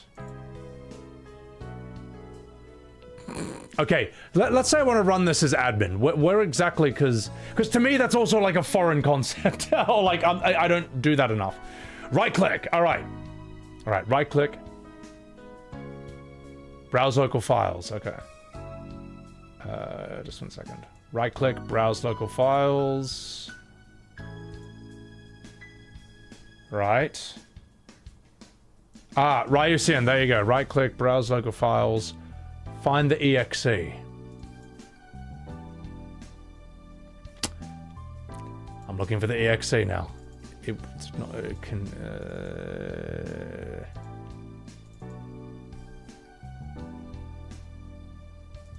Where's the EXE? I need to find that before I can do that. Yeah. Kupo. Oh, you're right. I need all the file side types showing. Cool. That's the EXE? Alright, gotcha. Thank you. Right, so from there I'll go properties, and there we go. I'm going to read your instruction again. I'm just going to scroll up here. Compatibility.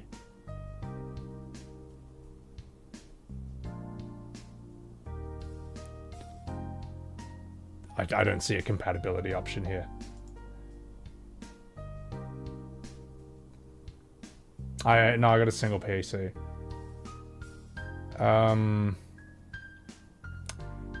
Cool.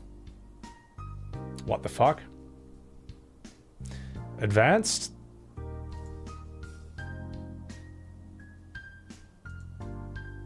Wrong file.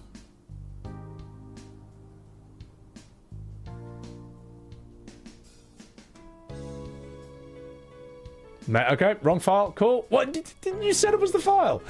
Okay, where can we find it? Where's the EXE? That's gotta be it. That has to be it. It's gotta fucking be it, Morty. Compatibility. Okay.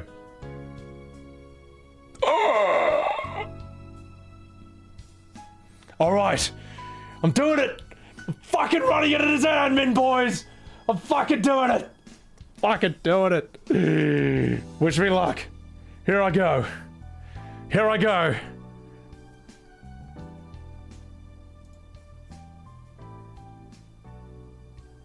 Fuck you!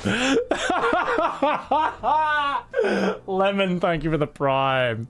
Oh, Kid Ninja, what's going on, mate? That's extremely disappointing. That's really, really bad. Restart. You reckon restart? Do you think restart PC? Disable full screen optimizations? I missed that in the checkbox. All right, I'll just reopen that. You're right, Evan. That was something I forgot to do. Let me just pull that up again. Right.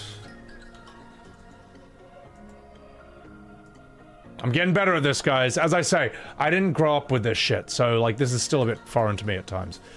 Here we go. We want compatibility and disable full screen optimizations. Got it. Right. Let's see how that runs now. I'll even end task on Steam. And reopen the whole thing. Reinstall the game. The data got corrupted. Yeah, we'll give that a go. We'll give it a go. So upset about this. How did the data get corrupted? I'm upset.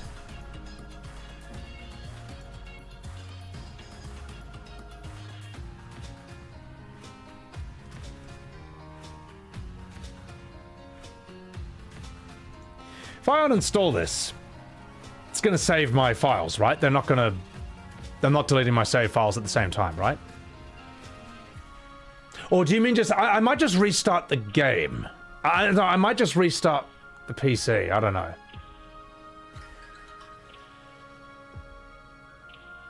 It will save, yeah, because I've done that with a million games and it saves them on the cloud. Yeah.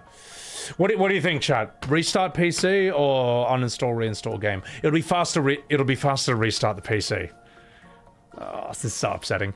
All right, fuck it, guys. We're restarting the PC. I'm not happy about this, but I'm gonna do it.